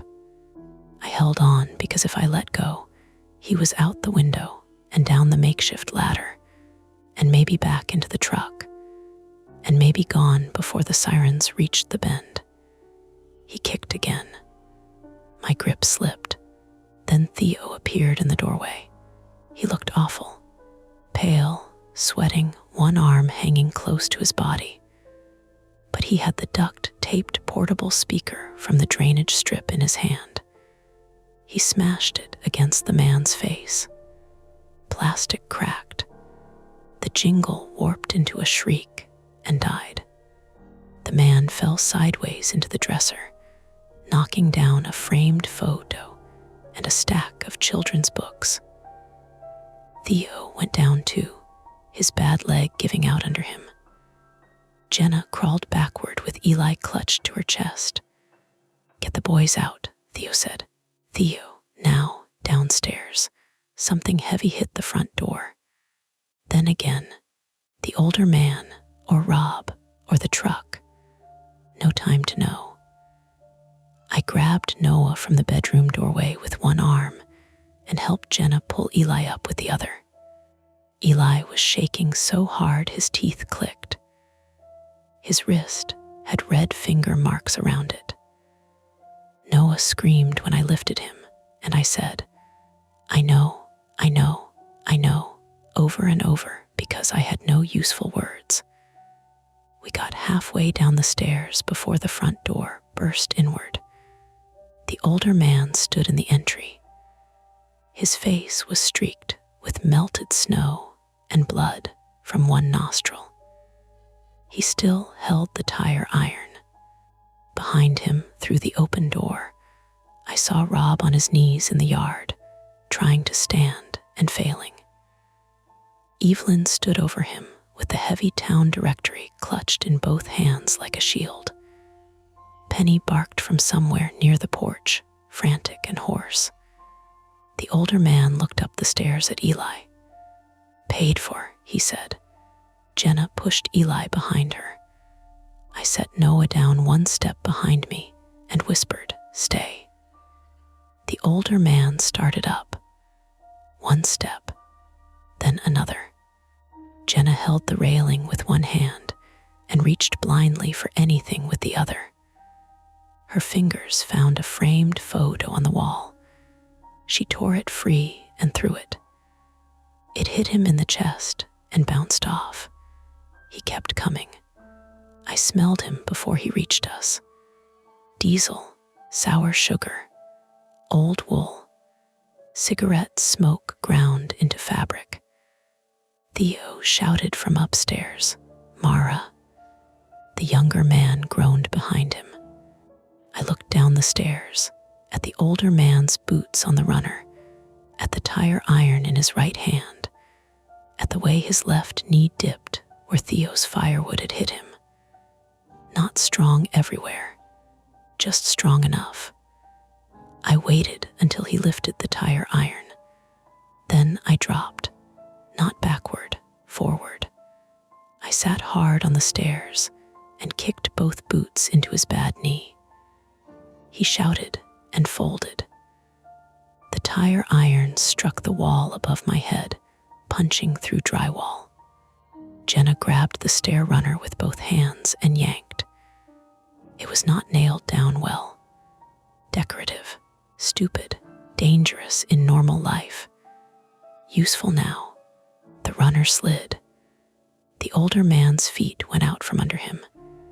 He fell backward down 7 stairs, hitting the wall once, the railing once, then landing at the bottom with a wet, heavy grunt. For 2 seconds, nobody moved. Then Theo shouted, "He's getting up." He was. Not fast. Not cleanly. But one hand reached for the tire iron on the floor. Rob appeared in the open front doorway behind him. Rob's right arm hung useless, but his left hand held a snow shovel from the porch. He swung it low into the older man's hand. The crack was small. The older man screamed bigger than the sound. Jenna covered Eli's ears too late. Sirens turned onto Maple Ridge. Blue and red light washed the front windows, broken and sliding over the hallway walls. The younger man upstairs tried to crawl. Theo sat on his back. Not heroically. Awkwardly, painfully, using his body weight and the last of his strength. He had one hand twisted in the man's coat collar and the other pressed against the wall to keep from tipping over. "Stay down," Theo said. The man spat blood onto the carpet. "You don't know what he did. Then tell the police." "He takes them first," the man wheezed. "Makes us pay." Theo looked at me. I didn't understand. Maybe I didn't want to. Outside, officers shouted commands. Real voices. Adult voices. Boots on snow. Radios crackling. Someone yelled, "Drop it." And Rob shouted, "He's down. He's down." The older man at the bottom of the stairs rolled onto his side, cradling his broken hand. His cap had come off. His gray hair lay thin and sweaty against his skull. The patch on his parka read Dan, but underneath, stitched in smaller letters almost worn away, was another name. MVOSS, not Daniel. The police came in with weapons drawn. Cedarburg officers, then a county deputy behind them. The first officer up the stairs was a woman with a tight blonde bun and a face set hard against surprise. She ordered Jenna and me to show hands, then saw the children, saw the man on the floor, saw Theo pinning the younger one upstairs, and recalibrated in a blink. "Kids behind me," she said. Now, Jenna moved. I moved. Noah clung to my leg so hard I had to limp with him attached. The officer cuffed the older man at the bottom of the stairs, while another officer went up and cuffed the younger one. Theo rolled off and lay on his back on the hallway carpet, staring at the ceiling like he had been set down there by mistake. The jingle outside continued. Nobody had turned it off. An officer shouted, "Kill the music." A deputy ran to the truck. The tune skipped. 3 notes.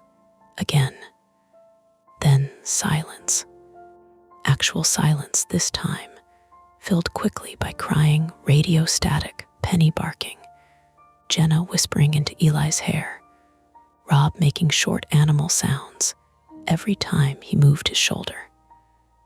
I sat on the stairs and pressed my hand to my ribs. My cheek throbbed, my wrist bled, my lungs scraped on each breath. Theo turned his head toward me from the top landing. "You okay?" "No." He gave the smallest nod. "Yeah, me neither." Evelyn appeared in the doorway, Penny in her arms, both of them shaking.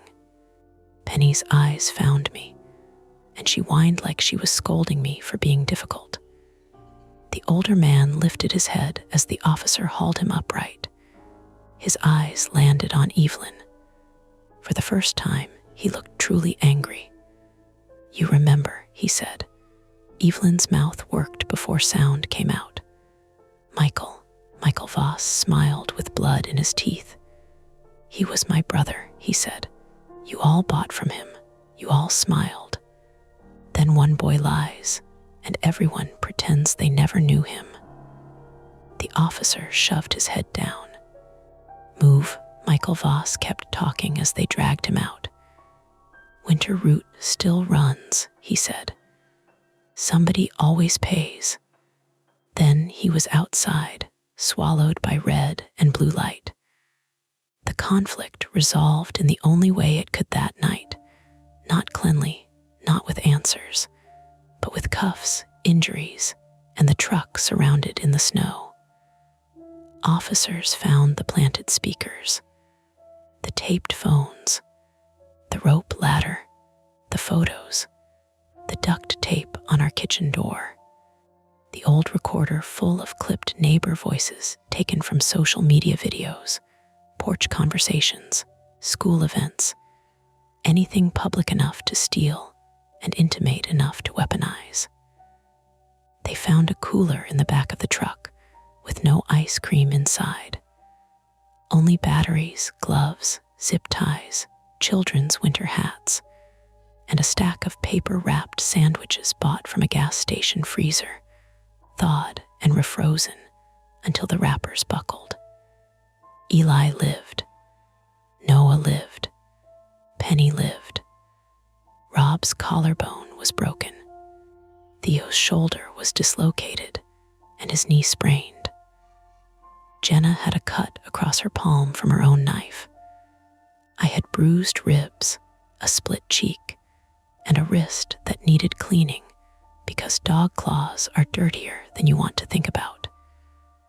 Evelyn had to sit in an ambulance with oxygen under her nose and kept apologizing to no one in particular. The truck sat under police lights, finally quiet.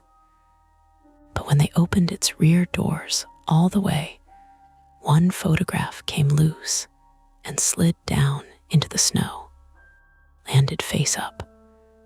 A boy none of us recognized, standing in summer grass with a blue popsicle in his hand. On the back, written in careful black marker, was a name and a date from 26 years ago. And under that, first one never paid.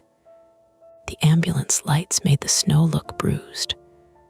Red, then blue, then red again, sliding over the Sullivan house, the tire tracks, the open rear doors of the ice cream truck, the spilled paper wrapped sandwiches freezing into little white lumps along the curb.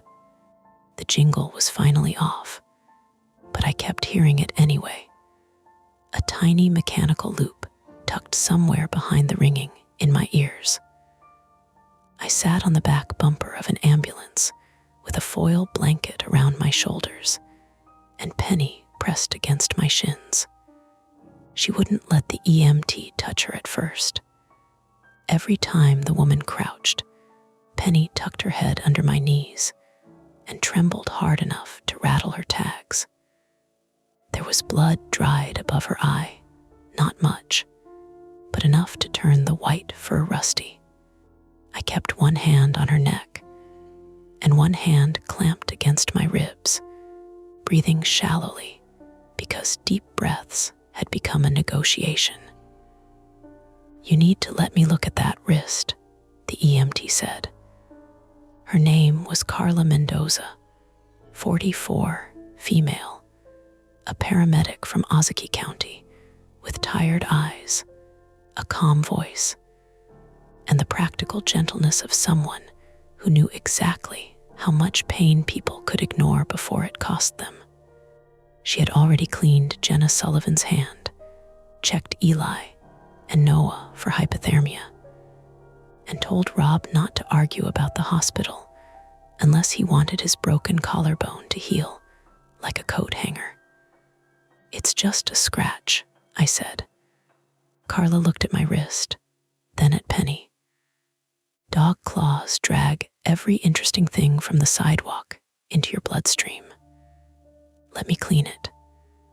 Penny whined when I shifted, so I stayed bent awkwardly while Carla irrigated the scratches with saline.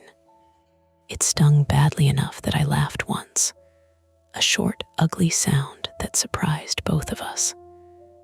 "Sorry," I said, normal reaction. It is. After adrenaline, people laugh, vomit, cry, get mean, fall asleep, or try to go back inside for their phone charger.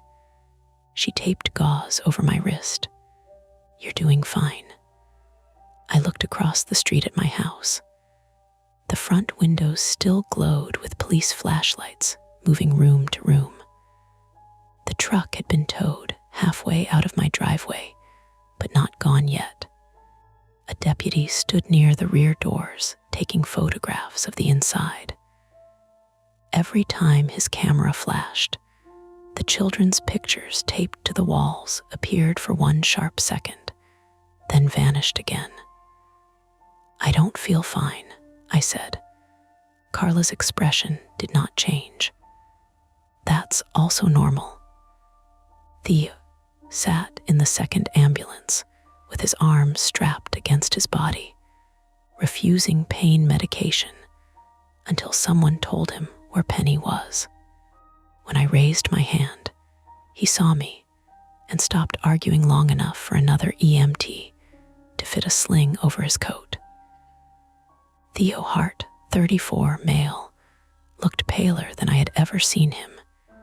His glasses crooked, hair damp with sweat despite the cold. He had always been the person who could make a bad situation procedural. Step 1, step 2, find the wrench, tighten the bolt. Now his face had the loose, startled look of someone whose steps had run out. He lifted his good hand in a weak thumbs up. I gave him one back. Across the Sullivans' lawn, Rob sat on the porch steps with an officer beside him and his right arm immobilized. Jenna refused to leave the boys. Eli was wrapped in 2 blankets in the back of the 3rd ambulance, his head against his mother's stomach, eyes open but unfocused. Noah had finally stopped crying and fallen asleep against Jenna's side, one hand still clutching the stuffed dinosaur. Jenna's own hand was bandaged, but she kept flexing her fingers as if checking they still obeyed. Every few minutes, Eli would whisper something. Jenna would bend down. "No," she said once, loud enough for me to hear. "You didn't do anything wrong." Then quieter. "No, honey, nobody is mad about the dollar." That was the detail that stayed with me first. Not the tire iron, not the rope ladder, the dollar. The crumpled bill Eli had carried into the street was found later under the snow near the storm drain, damp and half frozen, with a cartoon snowman printed on it from some school holiday fundraiser. Jenna told the police he kept it in a blue ceramic piggy bank on his dresser. He didn't remember taking it out. He remembered waking up because he heard his dad's voice outside the window saying the truck was leaving, and this was the last chance. He remembered being worried he would disappoint someone. That was all. At 2:17 a.m., a Cedarburg police detective arrived in a dark SUV, shoulders hunched against the cold, notebook already in hand. Detective Elise Markham, 48, female, was plain-spoken, compact, and visibly annoyed at the weather, the scene, and probably the human race in general. She introduced herself to each of us the same way: name, role, what she needed, what could wait. When she got to me, she crouched slightly so I didn't have to look up as far from the ambulance bumper. "I know you've given statements already," she said. "I'm going to ask again later when you're treated. For now, I need anything immediate that helps us secure the scene. Any other suspects? I saw two, I said. Michael Voss and the younger one. You knew Voss before tonight. Number Evelyn did. Detective Markham glanced toward Evelyn Novick, who sat in the back of a police cruiser with the door open, an oxygen cannula under her nose, and the old green town directory on her lap like a stubborn little shield. We'll talk to Mrs. Novick, Markham said. She has clippings or directories. She said Daniel Voss had a sister here. We found the name Daniel Voss in local records already. Markham paused, choosing her words. We're checking everything. That was police language for, you are not getting answers yet. I understood. I still hated it. What about the unknown texter? I asked. Her pen stopped. What unknown texter? I showed her the Maple Ridge group thread. The warnings were still there. Don't let your kids go out for it. Don't wave it down. Don't answer the window if he taps. Someone who used to live on your street. He doesn't knock at the front. Detective Markham took photos of my phone screen with her department phone. Send these to the evidence address I'm giving you. Don't delete anything. Don't respond if they message again. Can you trace it? We can try. You don't sound optimistic. I sound tired, she said, then softened by maybe 1 degree. Burner numbers, app numbers, spoofing. Sometimes easy, sometimes not. But we'll try, she stood. Detective, I said. She turned back. Michael said, first one never paid. There was a photo. A boy from 26 years ago. Her face gave away less than Evelyn's had, but not nothing. We found the photo, she said. Who was he? Not tonight. That answer should have angered me. Instead, it made me colder. Because it meant there was a name. It meant the photo mattered. It meant the old story hadn't been invented by panic and sirens.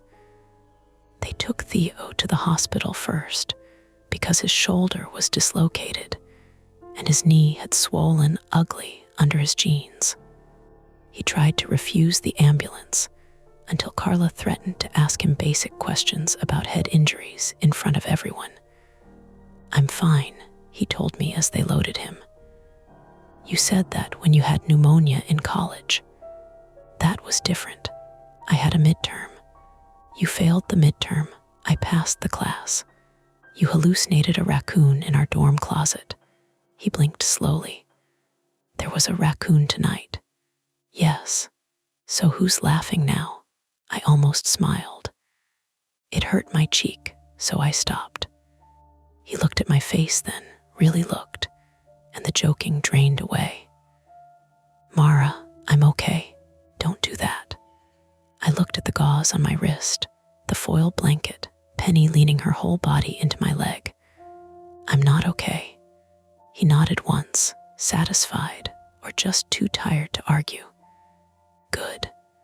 When they shut the ambulance doors, I felt something inside me dip. Theo had been a line tied around my waist all night. Watching the ambulance pull away made the street feel too wide. Evelyn went next. After trying to tell the EMT she had survived the blizzard of 78 and did not need a young man with cold hands telling her how to breathe. She agreed only when Detective Markham promised an officer would retrieve her folders and old clippings from the basement in the morning, not let them disappear into evidence without a receipt. Before they helped her into the ambulance, she called my name.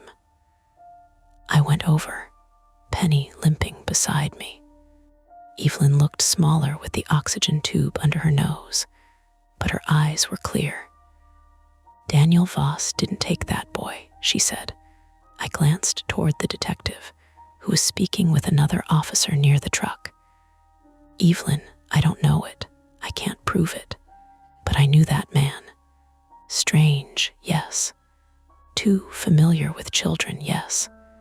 But Michael was always the angry one, always watching from behind him. Then, why did everyone blame Daniel? Because Daniel was easier to remember. That sentence settled on me with the weight of a wet coat. Evelyn touched Penny's head with 2 fingers. People like one monster at a time. Keeps the story tidy. Then they loaded her in. By dawn, Maple Ridge looked almost normal if you stood at the right angle and ignored the police tape. The power came back at 5:38 a.m. Porch lights blinked on all down the street at once, as if the houses were waking from the same bad dream. Garage doors hummed. Furnaces kicked. Phones reconnected and began vomiting delayed notifications. The Bennett's security camera uploaded 47 blank clips and 1 clear shot of the younger accomplice walking along their deck at 12:09 a.m. with a roll of duct tape in his hand. His name, we learned later that morning, was Tyler Voss, 36, male, Michael's son. Not Daniel S. Michael Voss was 68. He had lived outside West Bend for years, working seasonal delivery jobs, storage units, salvage yards, anything that let him keep vehicles and tools without attracting much attention. The truck was registered under an LLC that had dissolved 8 years earlier. The plate had been stolen from a landscaping trailer in Mequon. The jingle system was patched together from parts bought online, and an old amplifier mounted under the counter. The police found no body in the truck, no hidden compartment large enough to hold a child, no freezer full of horrors. That should have made people feel better. It didn't, because what they did find was worse in a quieter way: lists, routes, school pickup times, names of dogs, which houses had cameras, which families posted publicly on Facebook, which parents worked nights, which children had bedrooms facing the street or backyards, screenshots from neighborhood groups, printed photos from summer block parties, notes about who waved, who ignored strangers, who would likely investigate, who would call police, who would freeze. Beside my name in blocky handwriting, someone had written anxious, will doubt self, dog leverage. I saw that later after Detective Markham warned me and still let me look because I asked 3 times. The words did not hurt the way I expected. They clarified something. All night I had thought my fear was the weak point, and it was. They had seen it, used it, pressed on it like a bruise. But fear had also kept me looking. By sunrise, the street was crowded with official vehicles, neighbors in coats over pajamas, and the kind of quiet that comes after people run out of things to say. Linda Bennett brought coffee in travel mugs and cried when Jenna hugged her. Rob was taken for X-rays and kept apologizing to his sons from the stretcher until Eli finally said, "Dad, stop," in a tiny, annoyed voice that made every adult nearby look away. Jenna rode with Eli and Noah to the hospital, though neither boy had serious physical injuries. Hypothermia checks, wrist bruises, a scratch on Eli's shin from the window frame. The pediatric team recommended trauma counseling before anyone asked. Jenna nodded at every instruction with frightening concentration, like if she wrote everything down neatly enough, she could staple the night shut. Penny needed 3 stitches above her eye at an emergency vet in Mequon. I drove her there after refusing transport for myself, which was stupid. So Carla made me sign a form, and Detective Markham made me promise to go to urgent care after. My ribs were bruised, not broken. My cheek split inside where the younger Voss's hand had caught me. My wrist looked worse than it was. Everything hurt more once the sun came up. For 3 days, our house smelled like fingerprint powder, cold air, and the sour chemical sweetness from the truck that had clung to Penny's fur. Theo and I stayed in a hotel off Port Washington Road after he was discharged, because neither of us could stand the thought of sleeping beside the kitchen door. On the second night, he woke me by turning on every lamp in the room. "What?" I said, sitting up too fast and punishing my ribs. He stood by the window in sweatpants and his sling, breathing through his nose. I heard it. We listened. A snowplow scraped somewhere on the frontage road. A heater clicked. From the room next door, someone laughed at a television show. No music. Theo pressed the heel of his good hand to his eye. "Sorry, don't be. I know it wasn't real. I know." He looked at me. "Do you?" I didn't answer, because the honest answer was messy. I knew the truck was in an evidence lot.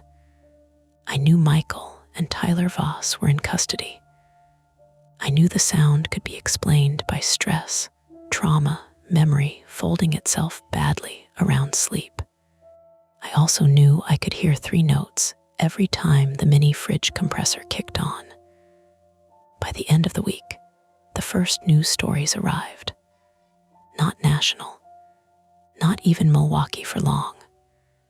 Local stations came, filmed the street from the corner, used words like bizarre, targeted, winter abduction attempt. They showed the truck blurred behind police tape.